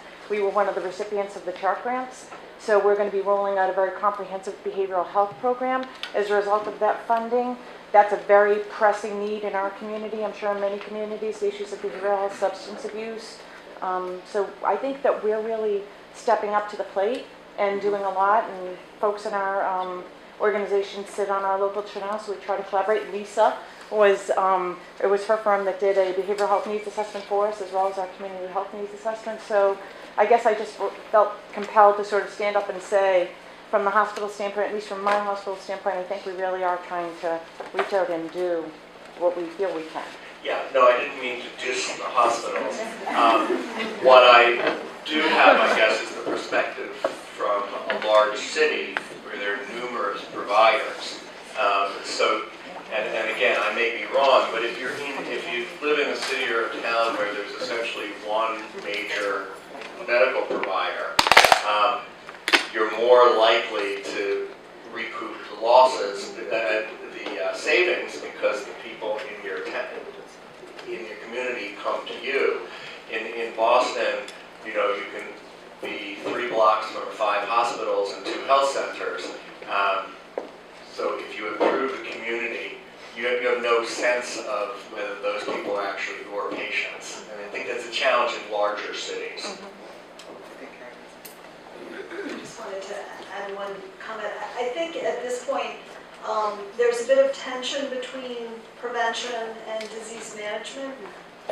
Under ACOs, I think for us, population management does mean both our patients and patients in the community. Like, Andrea, we're doing a lot of system and environment change work. But I think at this point, hospitals are faced with some people who have some very serious chronic diseases, and the monetary incentive yet is not really there for prevention, and we still have to take care of some very sick people who unfortunately didn't have the advantage of community prevention services and population health management in the community. So we're struggling right now, kind of betwixt and between. Prevention is really important, but taking care of those people who have chronic diabetes, who are obese, we're juggling both. And just to piggyback on sort of both of those, I think it gets back to the earlier conversation that we had about speaking the language of those who are not always in community health, like the hospital CFO and other sort of leadership around how do you sort of get them to buy into this. And I think this whole piece around return on investment, in a sense, is so key in the metrics. And unfortunately, I think we all know, in our heart of hearts, that there should be a return on investment, and that prevention is so important. But I think the literature is not quite there. The studies are not there. They're in nascent form, and we're all so excited for when more is coming out, so we can sort of show that data. But I think to David's point, that is a challenge when there's sort of we're thinking that typically hospitals have their patient population, they're going back to the community, and even if there are community outreach efforts, it might be reaching some of their patients and a larger community. But then if we have a return on investment of the larger community efforts, it will affect their patients as well, so they won't reap those benefits financially. But in some cases, that's not the case. And as David said, when you have somebody who lives in Mission Hill and you have 5 hospitals around and you don't know sort of where they are visiting, they might not be visiting any one of those. And so, how do you get that buy-in from the hospital leadership effort to invest in that community through prevention efforts? Yeah, and just also what Carrie was talking about, the tension between disease management and primary prevention. If you can prevent a senior from falling, you can calculate the cost savings. Right. If you can prevent a 16-year-old from starting to smoke, and she doesn't get cancer when she's 65, it's harder to calculate that. Question? So, actually a comment. We, as a community, sure. I'm Eileen Dern. I'm from Hallmark Health System, but I also co-lead the InterCHNA for 16. And I think we have almost the reverse problem of what you have in Boston. We're in a community setting. We serve 9 towns around us, and yet 35 to 40% of the market share in that area is going to Boston. So all those patients are being seen, and Boston hospitals reap the benefit of that, and yet it is us who get called when there are needs to be managed. And so it becomes very, very challenging because we're doing inordinate amounts of work, a lot about food access and housing and all kinds of things, and yet our resources are being shrunk. And so, for me, I see this as being a very unequitable situation, and I think needs to be addressed, because you're right. And the other thing is, DON funds have always been marketing dollars, more than they've been community benefit dollars. They go out where buildings are being built, and yet poorer communities like Holyoke will never get money that way. So there's also that discussion that I know some of us have been involved in at Mass Hospital. So thank you. And on the InterCHNA, and please know at our first statewide meeting, we discussed the inequity of the way DONs come to the CHNAs and began to explore alternative ways to look at that. Should there be a pool that we all take from? Should it be population-based? We reach no conclusions, but it is something that we are beginning to speak about. I just wanted to say, most of you are probably aware that the Department of Public Health has been doing an assessment of the entire DON process and its impact, and that's one of the issues they're looking at. But as far as I know, they haven't issued a report. Okay, let's go here. And so, and it's funny because we are, I suppose, as you said, can you stand up, sweetie? It's a testament that we're all experiencing the same thing, because I was thinking about it, and as you mentioned it, and from a personal level and also from a CHNA level, because my son uses the services at Boston Children's. He's been since he was 2 years old, and he's now 8. But how do, from a CHNA perspective, how do we help to inform some of the questions that you need answered? When you look at places like Boston Children's and Mass General, where you have that population that comes from outside of your location area, let's say, or your community CHNA area. How do we, as outside CHNAs, then help to answer some of the questions that you have for your patient population? I think it's actually a great question, and I do appreciate the fact that the state is actually looking at this, because it's hard to recognize the focus beyond the immediate area that your primary service area is. I think on the plus side, a lot of hospitals now are forming partnerships and arrangements with other physician groups in other parts of the state.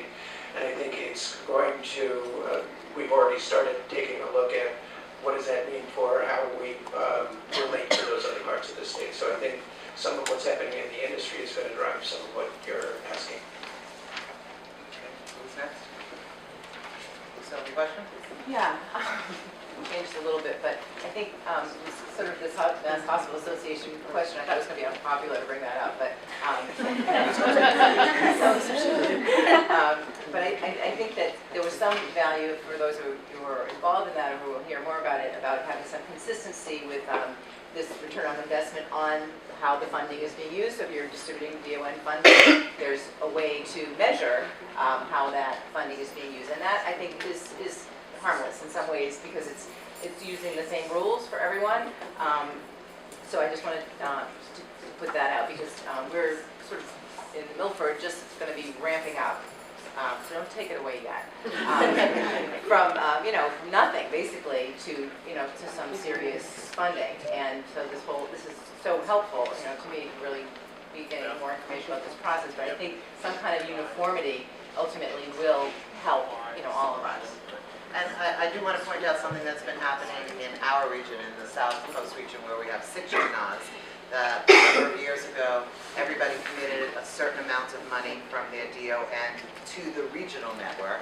And then when one of the CHNAs did not have money coming in, we were able to help support that CHNA so that we can continue to work as a region.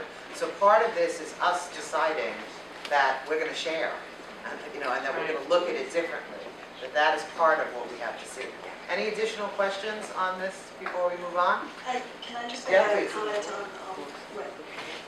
one of the things I think you can do in terms of evaluation and linking DONs is when you're developing the process, make sure that evaluation is embedded into it.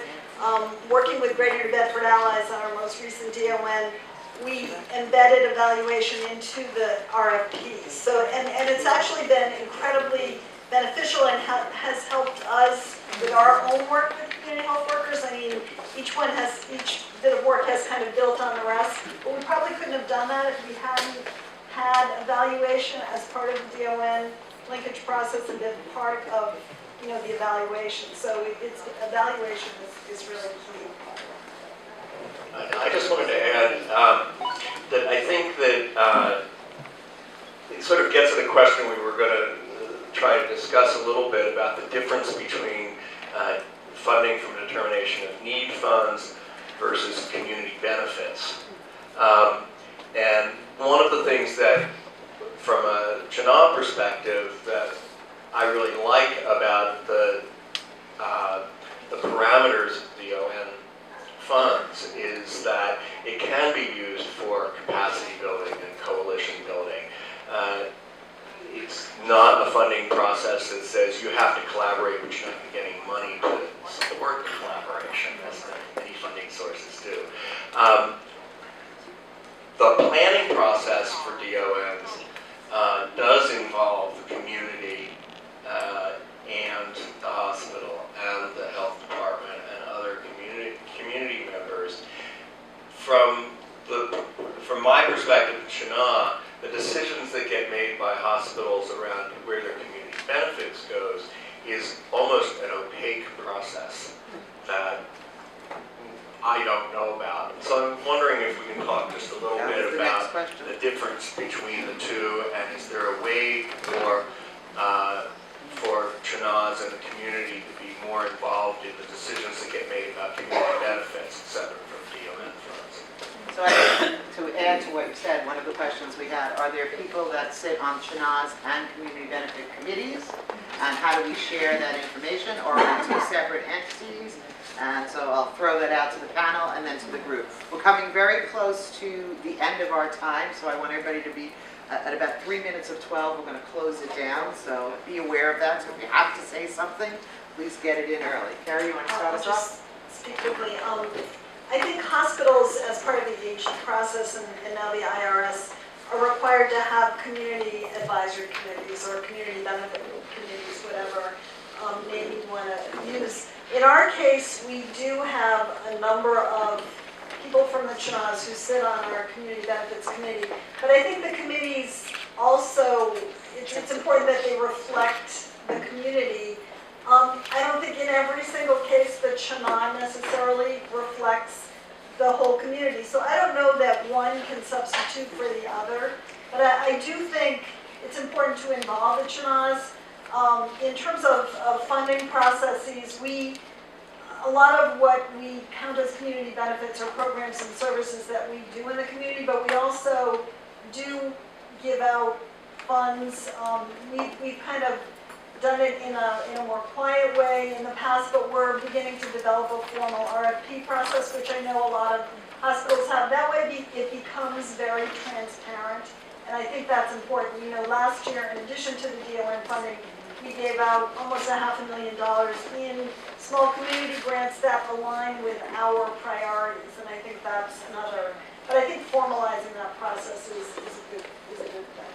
And I would just say, I guess, to David's sort of confusion about how community benefits decisions are made, from the hospital's perspective, we have to respond to the IRS, which has its own set of guidelines. We have to respond to the AG, which has 8 different set of guidelines.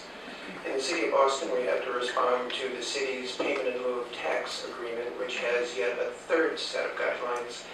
And then we get to DON, which has another set of guidelines. So what we've attempted to do is try and do it all in the same way. We consult with as broad a spectrum of folks as we can. We use our community advisory board. We went, had the community advisory board go through the DON recommendation process. We then brought some of those to the CHNA. So I think the easiest, it's a system that if we were redesigning it from scratch, it wouldn't be what it is now. So I think it's confusing for both sides, and in our case, we're just trying to make the best of it by trying to be consistent in however we distribute funds. It's kind of like the insurance system. If we were designing it from scratch, it wouldn't be the way it is. Okay, any comments on DON community benefits? Okay, so we're coming to the end of our time. I commend everybody for putting up with the fact that this was a very tight room to be in. Our goal was to have 30 people in the room, and there are 72 people in the room. So kudos to you all for showing up, and it does show the interest that we have in this subject and the power that we can have as a statewide coalition. So, in a few minutes, we're going to move to lunch. We ask you during lunch to make the effort to talk to someone and meet someone that you haven't spoken to yet, so you have an opportunity to network.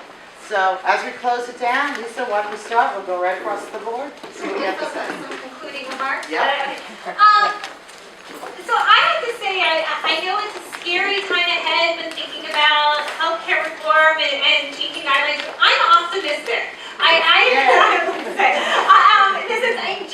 not just the work in Massachusetts, but as I said, what we see nationally, this idea that we were talking about collaboration and alignment, there are challenges. It is, not happening as much as we'd like in some areas, but it is happening so much more than it did previously, and I think both it's changing leadership and staff mindset. That has, I think, a lot happened. I think that the fact that we have all of these guidelines and regulations, while sometimes burdensome, also sort of spurs action and momentum. And I see more and more, we see agencies and institutions working together to find sort of a common agenda, common goals, and alignment because they're looking to maximize resources as well as improve population health. And I think that's very exciting as we move forward and we see sort of hospitals and health departments and FQHCs and community groups having their own work but also moving together in a common way and an aligned and coordinated way. I would just add that I think that actually meetings like this are really important. When we were trying to create the invitation list, I may be wrong, but I believe that there is no place that community benefits people get together on any regular basis. And so we thought this was a way for us to try to create that conversation between a set of leaders, all of whom are essentially trying to improve community health. Yeah, I'd just like to thank the organizers and for inviting the hospitals in on this chat, and thank all of you for showing up. It shows the level of interest. And while I took my last opportunity to point out all the challenges that the hospitals face with all of the different requirements that we're up against, one of the things that I have appreciated about the DON process, the one that I referred to earlier, is that it did provide us an opportunity, an excuse to work with organizations that aren't the usual suspects. So we are in this little learning collaborative working with community development corporations, we're working with social service agencies, we're working with violence prevention organizations, the ones that are really the ones that we're going to have to partner with if we're really going to get to population health. So it's a great opportunity to do some experimenting that we might not have otherwise been able to do. This has been a great conversation today, and thank the organizers, and hopefully it can continue, because I think, we've just kind of scratched the surface. The one parting advice I guess I would give is kind of to echo one of Lisa's earlier comments, is kind of system is important in doing community benefits work, both having internal systems so that you can kind of coordinate and align what you're doing. But then I think the CHNAs serve for us anyway as excellent external systems that can help us, better get into the community, make those connections that John's describing. So it's something that's worked for us, and I'd urge others to expand it if you're not doing it. I just wanted to also add that I know that sometimes when we break for lunch, people say, I need to go home or go back to work, but we hope that you'll stay around for lunch for the session on advocacy, because we think that both the hospitals and the CHNAs have roles to play in advocacy and do a lot of advocacy. So I'd like to thank again and show your appreciation to Carrie Mello, John Ray Orton, David Aronson.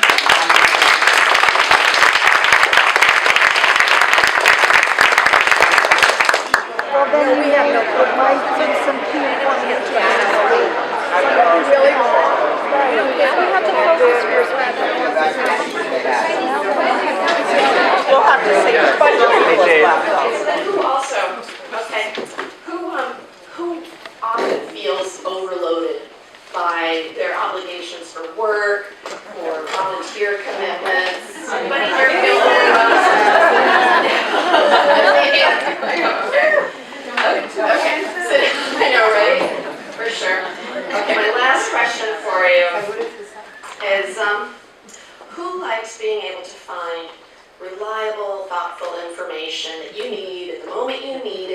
Really quickly. Who likes really popular information meeting? Okay, this is my little workout quiz here for you. I may even steal it. Okay, well, one, not only do we all have a lot in common with each other, we also have a lot in common with our state elected officials, because they too, they are asked questions, are asked to solve problems that they don't have answers to all the time, or even easy, quick access to good information or good solutions. They also are often asked to do all sorts of different things that they can't do, and they're overloaded, and so I'm not trying to say, oh, those poor politicians, but I am trying to say that they're real people too, and they have a lot in common with us. And so this is the whole effort, is to point out that in communicating with them and sharing information with them, and yes, lobbying to them, they're human. You know, they're not some alien being. But so I just wanted to point that out to you, because that it's essential to keep that in mind as we think about what our role is in terms of communicating with them.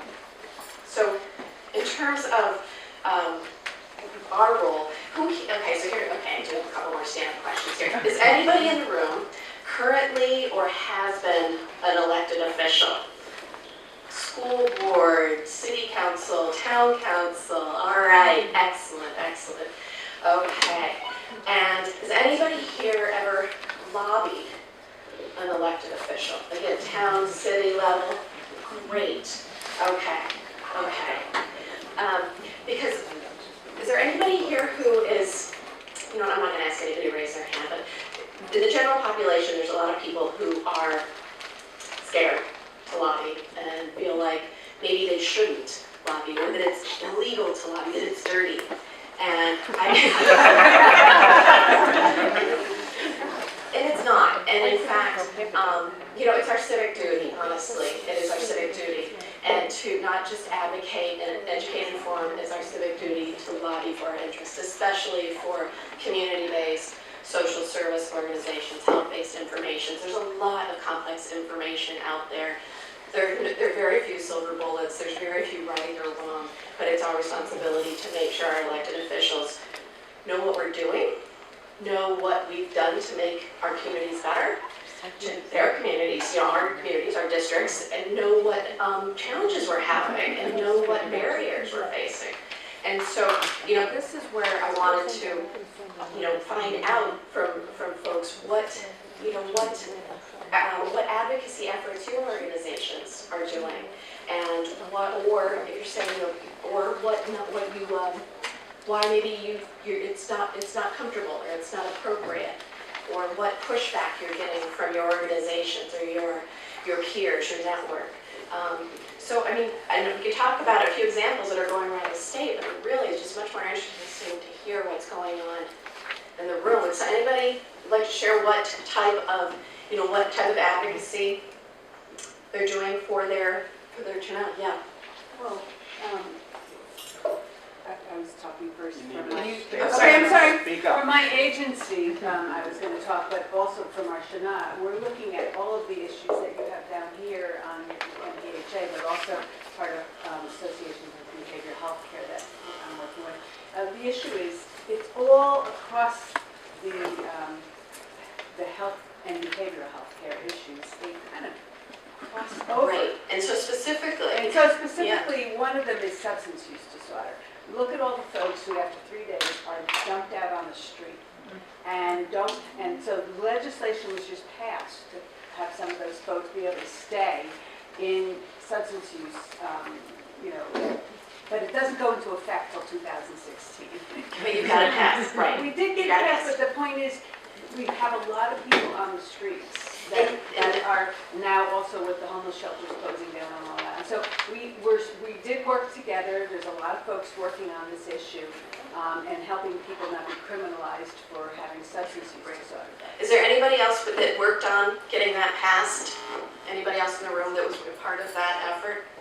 Well, thank you very much for your work for getting that passed. And I just want to point out there, the most effective organizations are, in terms of advocacy and in terms of programs, are the groups that have one hand, one foot in the work and the delivery, the program efforts, and then another foot in the hand in the advocacy level, in terms of advocacy for, changing roles to make it better. There's a really great book called Forces for Good that talks about how the most productive groups are ones that do both. If you're only doing advocacy, if you're only doing program, you're not capitalizing on what you could do.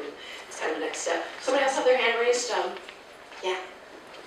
Hi, I'm Caitlin. I'm with CHNA 17, which is the Greater Cambridge Somerville CHNA.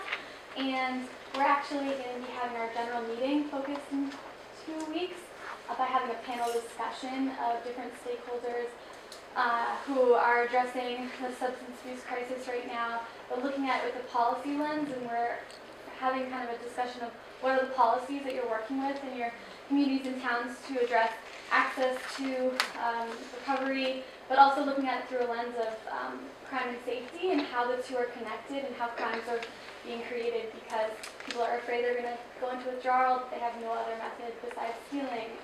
And did you invite your aldermen and elected officials and state? Brilliant. Okay. Yeah.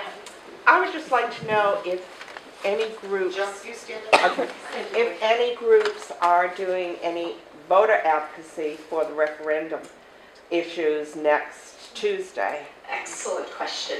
David? Yes, please. Our Boston Alliance for Community Health Steering Committee voted to advocate for voting yes on repeal of the casino law and yes on the earned sick time. And the reason that we did that, although neither of them are health specific. Yeah, they're absolutely. They're behavioral health. And we were told by a group that does lobbying on gambling and predatory gambling that we are the only public health organization in the state that took a stand on this. Wow. State. Give that man a sticker. If he doesn't already have one. I'm going to pass out a flyer.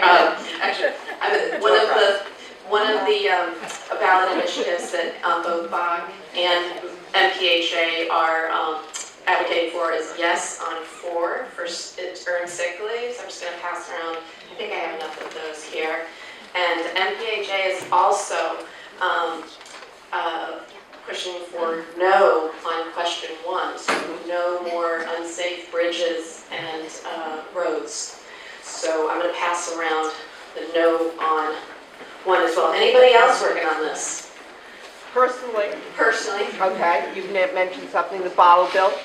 Okay, do you want to say anything about that? Well, But only if you stand up. Okay, the Sierra Club did a survey of state parks, and 80% of the litter in state parks are bottles that are non-refundable, meaning water bottles, sport bottles, Red Bull bottles, etc.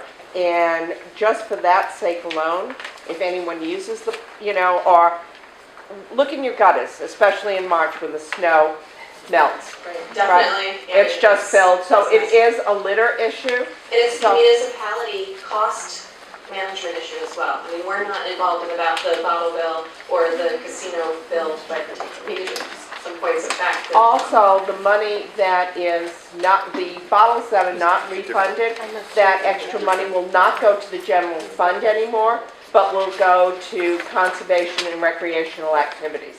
So, yes on the bottle bill.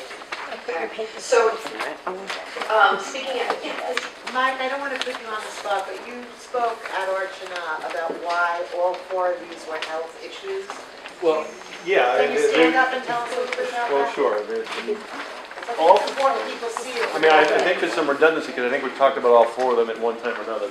But yeah, there's a public health perspective that goes to all 4 of the referendum questions. Andrea just spoke about question 1, which is the gas tax indecency. And the public health vote on that is no, because it would eliminate an important revenue stream that would support infrastructure around the state and cause some real safety issues. including regional transit, access to public transit, all that. Right. It would really undermine some of the improvements that were passed in the transportation improvement legislation in the last couple of years. Question 2 is the bottle bill. Public health is expanding its contacts with the environmental movement, and going green is being seen as more of a public health issue, and for reasons we just talked about. Yes, on question 2 is a public health perspective. Question 3 is the casino bill. The public health perspective on that is yes, which would repeal the casino law.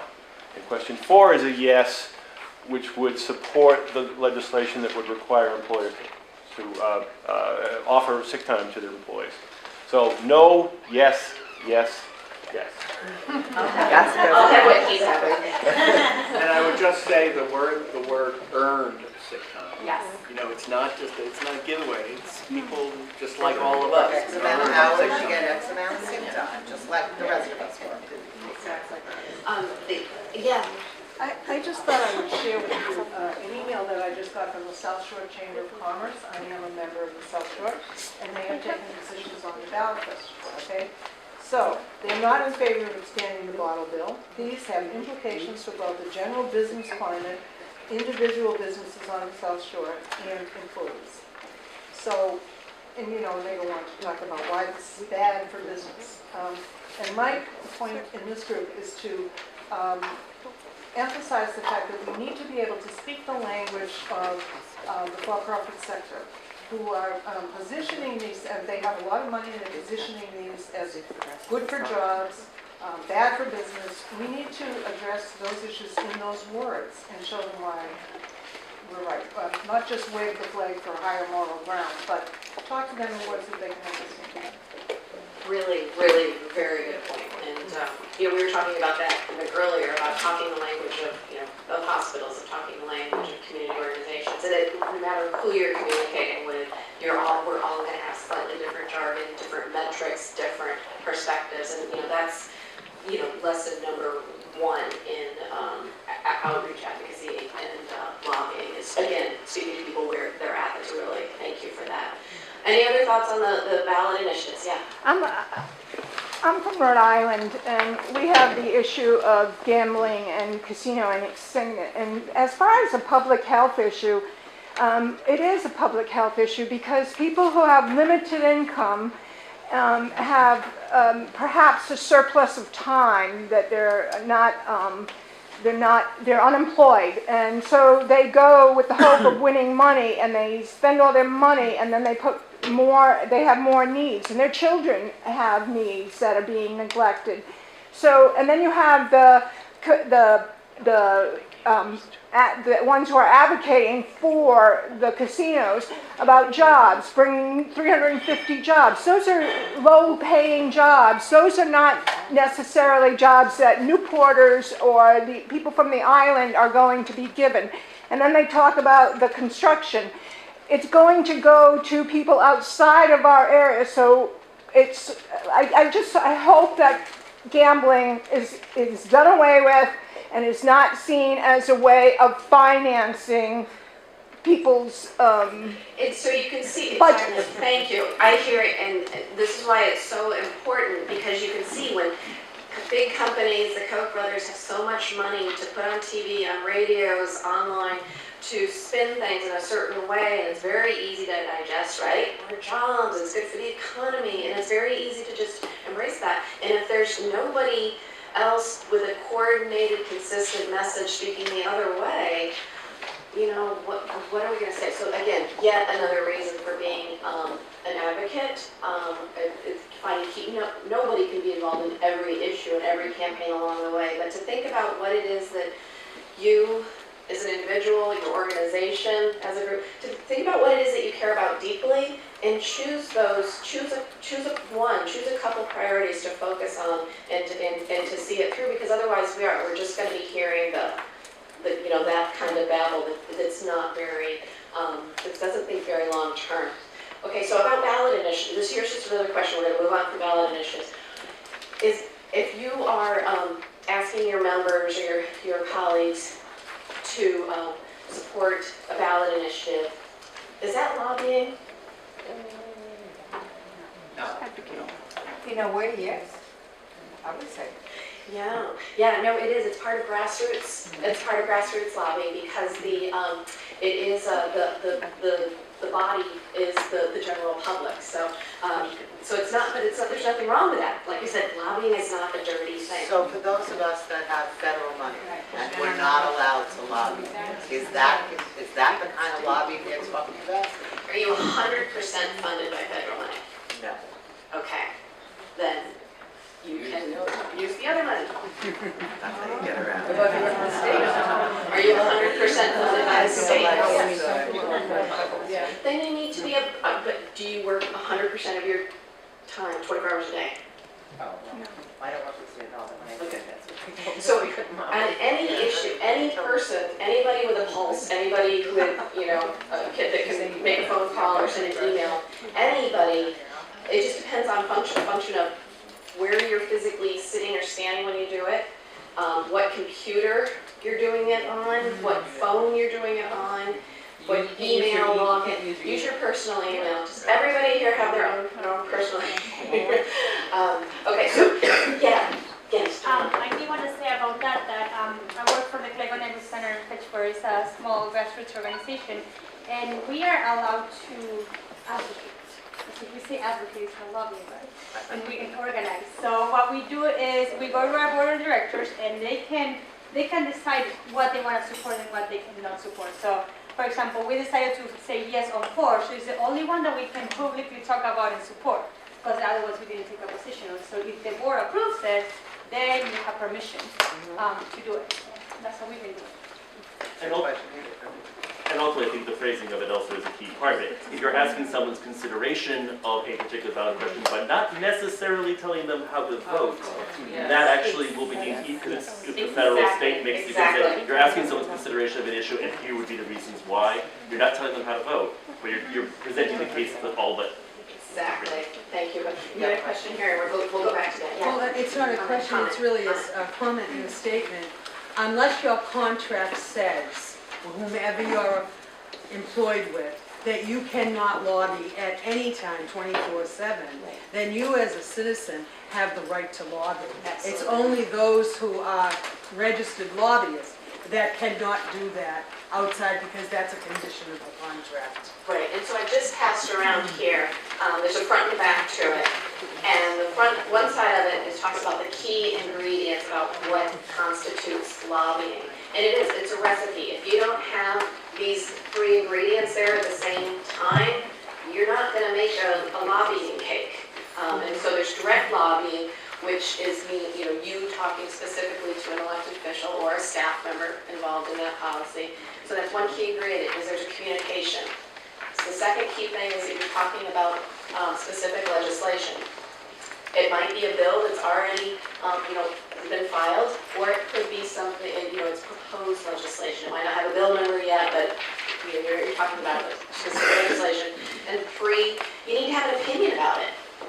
So unless you have those 3 things, you are not lobbying directly. Any questions? Yeah. Well, just another thing, you can stand also up? do some, thank you. You can also do some advocating around the budget. So, encouraging the Budget does count, legislator that does count as, to support, Exactly. And I'm glad you brought that up, because the budget that does count as legislation. So what about, so that's direct lobbying. You directly contacting an elected official or staff. Grassroots lobbying is that you encouraging others to do so. So again, you need to have those same ingredients. Specific, communications vehicle, the specific legislation, an opinion, and a call to action. So that's the difference of what, I just want to add something in, if anyone's interested. Last winter, I had the opportunity to be selected as a member of what's known as the Citizens Legislative Seminar. Do you know about it? Would you like to speak about it? Because it is incredible. There are 40 people selected throughout the state, 1 from each state senator. Some state senators really don't go out and try to get a constituent. So if you get in touch with a state senator, you'll be able to attend. It's held at the State House.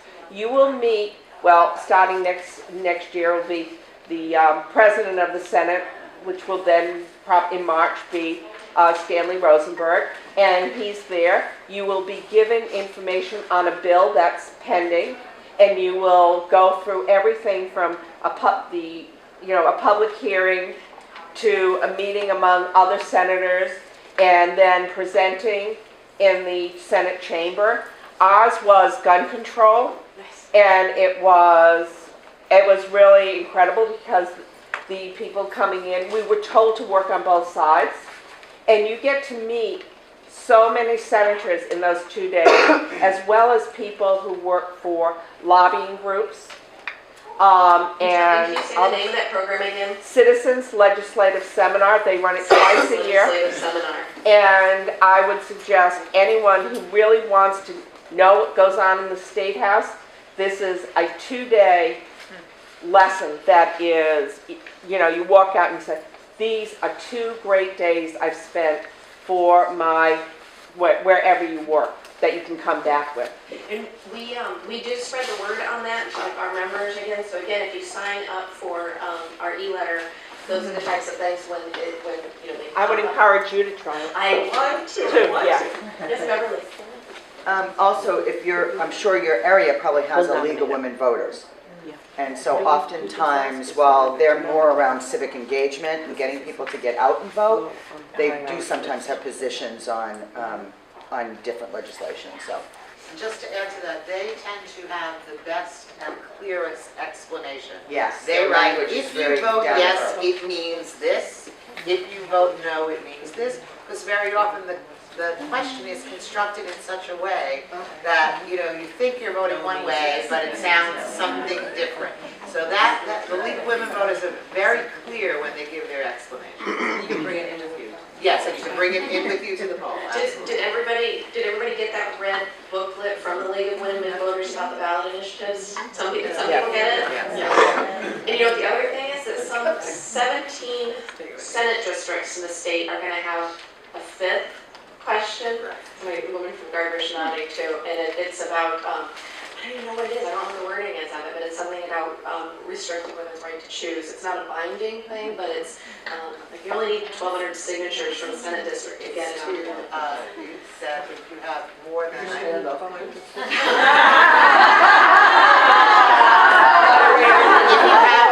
If you are a health center that does more than 4 abortion terminations, then you need to be registered and legislated in a way that they are not now. And the way the question is constructed, if you think you really should be voting, if you're voting for pro-choice, you think you should be voting one way, but if you really read it, you have to vote the other way. So if you have that question on your ballot, you need to look at it very, very carefully. I think that would be question 5, but not everybody's going to have it. So. Okay, so I passed around a page that has kind of like the key ingredients for lobbying, and then on the flip side of it is so this is just a chart, and again, I'm not going to spend any more time on it because it's a chart. It's pretty easy to read, right?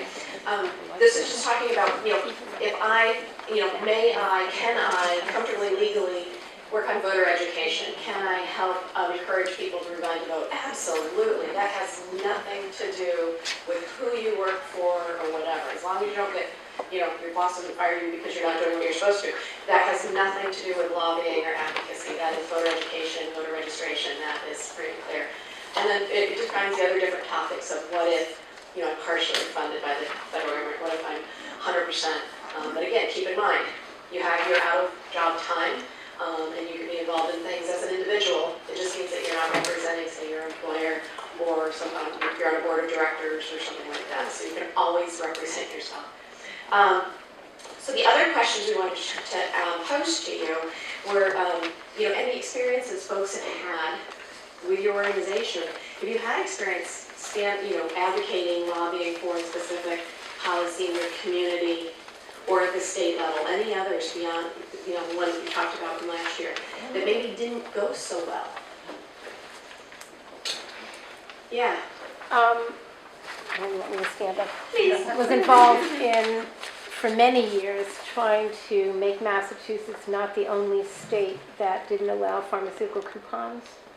and discounts so that people who had difficult time paying for their prescription drugs could actually participate in those programs.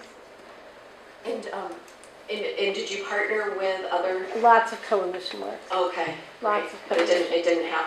Is there still effort to work on that? It goes to sleep and wakes up all the time. You know. So. Anybody else heard of that? Issues that kind of. We worked on school nutrition, getting school nutrition requirements 10 years to get that passed. You know, so we're working on the physical education, physical activity bill.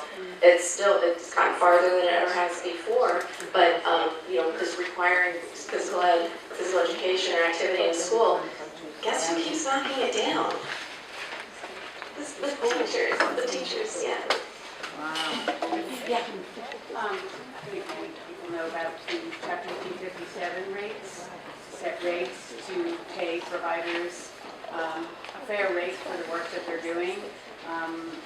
It has not gone right because some of the rates that were set were not fair rates and are being fought, and some have not been set yet. So it's just been a very difficult process. Just one that hasn't gone.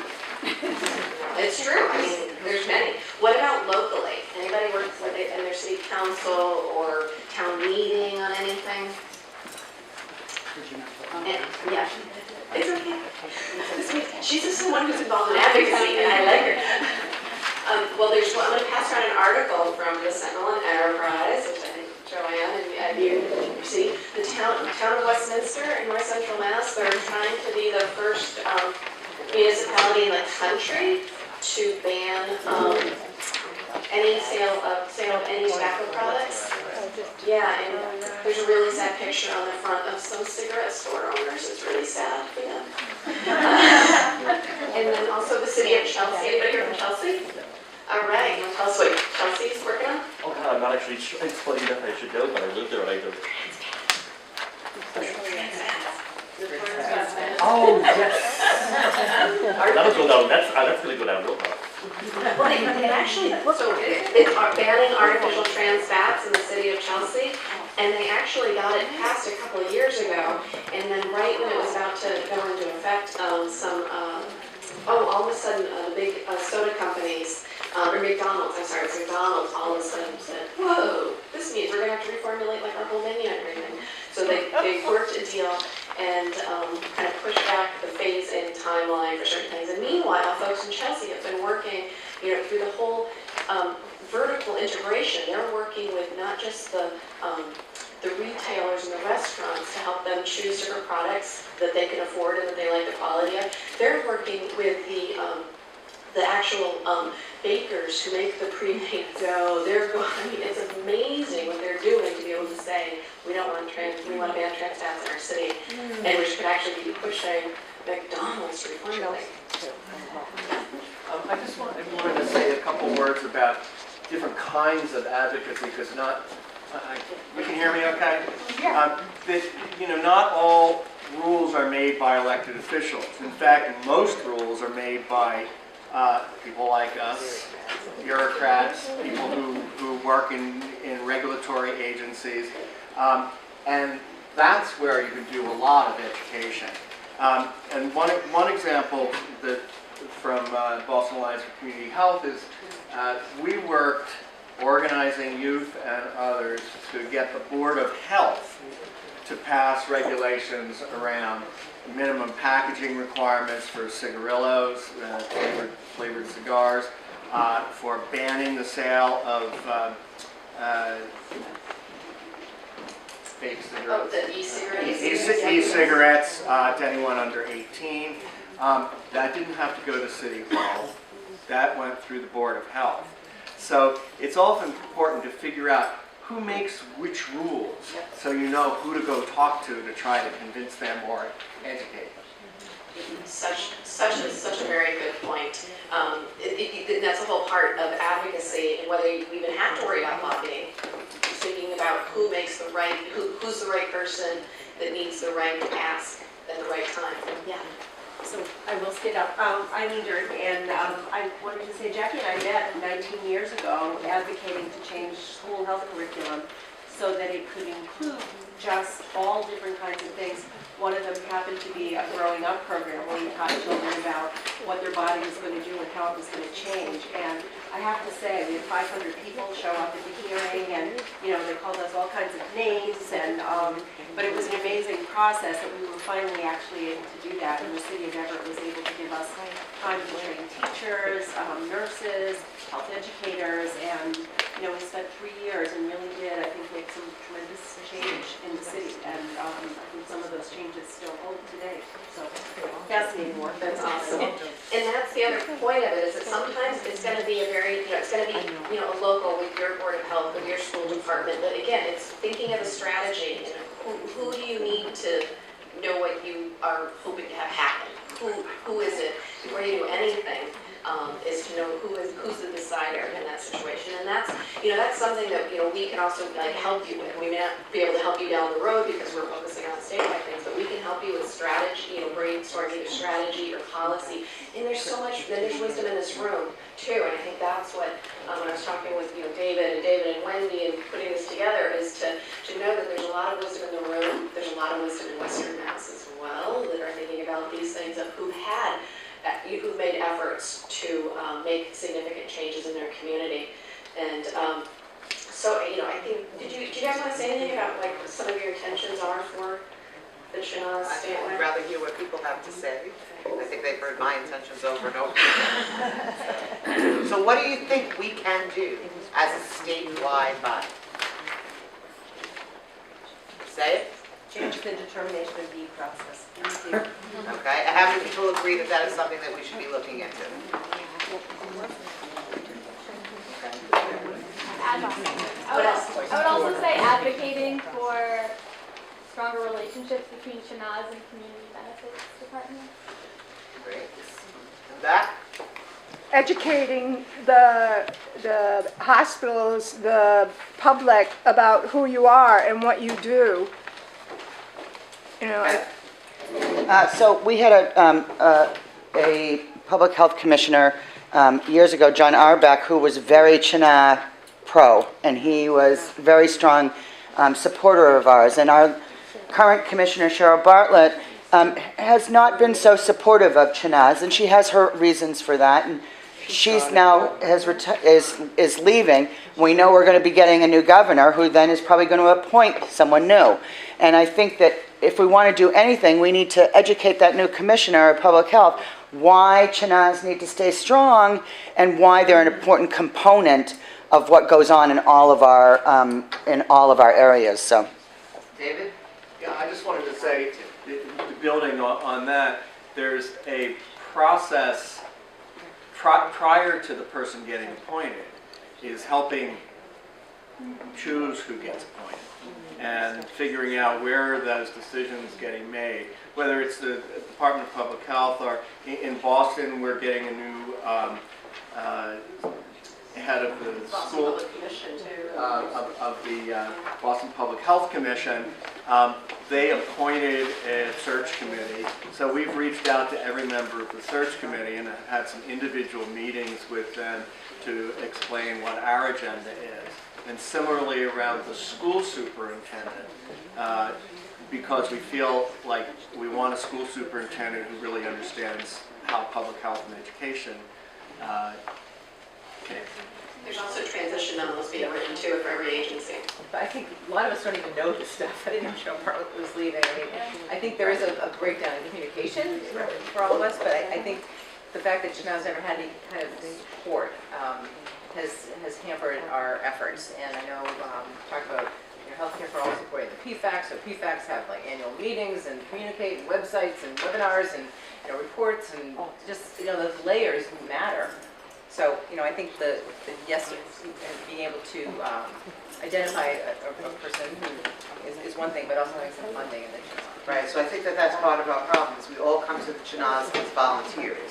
Some of us are allowed to come as part of our job, but it is not a salaried position that we have being a member of CHNA. So we don't have that funding pool to be able to do some of this stuff. Or even so the technical assistance that you're doing. Right, so part of the reason why we keep on trying to bring everybody together is there's a lot of wisdom in this room, like Andrea said. And if we keep on knocking our heads together, we're going to figure out a way to make this happen.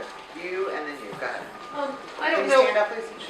I don't know what the role of the CHNAs are in this, but it feels like we're putting so much effort, time, money, community strength into these community health needs assessments, and then they get printed and they live on the website. And where is all of this effort's going up to what? I mean, could we have a macro CHNA? Could we have those priorities, could all of this work be utilized to set some statewide priorities, maybe for this kind of a working relationship? Would be a good use of that. And one of the things we've heard before also is, could we utilize this body to help create position papers so that we could all be saying the same thing in the same language? And when Cheryl went around to the different communities, we actually did that. And our paper was read at a number of those meetings, same words, same thing. And here, and then Bev. I would say that just in a similar note to the look at how the CHNAs can navigate, that we will also have a new Attorney General as well, so maybe an opportunity, at least for the community benefit folks in the room, but also with the CHNAs as well, because I think there is more partnership than I think we sometimes realize, and even just being in this room today, that's very evident. In terms of looking at the current community benefit reporting process, again, looking and saying we're doing these needs assessments, unless you really thrust them into the work you're doing in the community, they're not being seen. They are collecting dust in some regards, but there is so much valuable information. When it is utilized, you can see where it has an impact. So having a chance to advocate in terms of whoever our new Attorney General is, to look at closer alignment potentially with the federal guidelines, but also understanding how our own guidelines work at the state level. Beverly?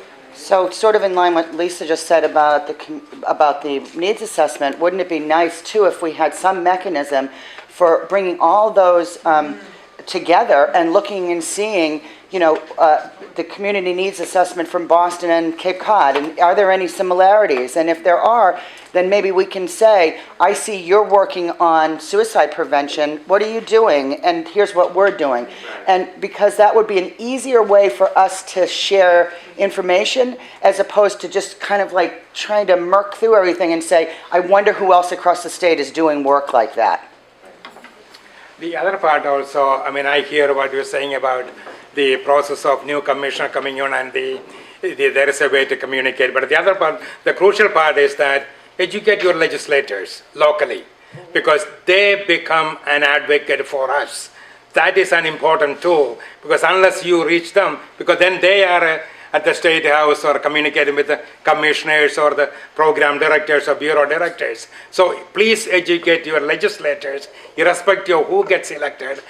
Get a hold of them, educate them, because they are the one who can really carry your message, and also the power to vote for funding and programs. So that's a crucial part of the one function everyone in this room and the groups could do at local level. And there is a public health caucus within the state legislature, and where your people on it. Yes, their Mass Hospital Association has tried to do some of this, so they should be another partner, because they're doing the Healthier Hospitals Initiative, and some of that is access to healthy foods, and some of us are involved in that in green technology. Are you having plug-in stations for electrical cars, and what are you using for light bulbs, and how are you doing that? Because we have such large carbon footprints in the community. So there's a lot of the work being done for those of us that belong to Mass Hospital Association, and that again could be another body that could be in alignment with CHNAs and working more closely. Lisa Wolf this morning from Health Resources and Action said she was doing 17 health assessments for hospitals in Boston. Right there is a start. You start with that community. And you know that part of the way that we get things together is by building more trust between people, CHNA people, other agencies, is only going to be to our benefit. That? Basically, one of the things that I think many of the CHNAs, and not say one that only represents a large city, work in so many areas with multiple hospitals who are around, and it's almost, the hospitals don't necessarily say, oh, we want you at our table, and it's 15 tables. And it's very difficult, I think, to do that. And, I was interested in Lisa saying, oh, they're doing 17 different things, but often the hospital doesn't put the CHNA at that round table because there's 15 other things, and here's this whole bank of information, community health groups, and from, what's going, I'm west suburban, there's 1 billion hospitals that, because people go into Boston, and there's a lot of suburban hospitals, and HRA has not ever come to the CHNA and said, oh, we're doing this hospital right now, what do you know? I think that one of the reasons why David and I have constantly pushed to come together is because we really feel that there's incredible potential if we can speak together. That each one of our little CHNAs is going to just make a ripple. But if we speak as a statewide entity with community partners that include other organizations and hospitals and the Mass Hospital Association and HRIA and Andrew's people, then we could really have a voice. And we're not quite sure how to make that happen, to be perfectly honest. We think that this is the first step in how to make this happen. So we're going to send out some emails to you. We're going to ask you for some suggestions, and we're going to ask you to volunteer for more conversations, maybe smaller group conversations, as how we can move from this point to something even bigger and better. So closing words, because we're 1 minute before 2. So. Happy to help in that, fleshing out ideas. I mean, that's what we do every legislative session, is figuring out. It's not always legislation that we focus on. There's a lot of implementation, there's events sometimes, but to figure out what it is that people across the state can all care about deeply enough to keep attached to it. So yes, thank you. So before we leave, if you have not given your contact information, if you didn't come in this morning and have us verify your contact information, please see Marcia in the back, raise your hand. Okay, and then we will send that information out to everybody. We can't thank you enough for putting up with this small facility and for being part of it. We hope that it was a worthwhile day. Thank you all.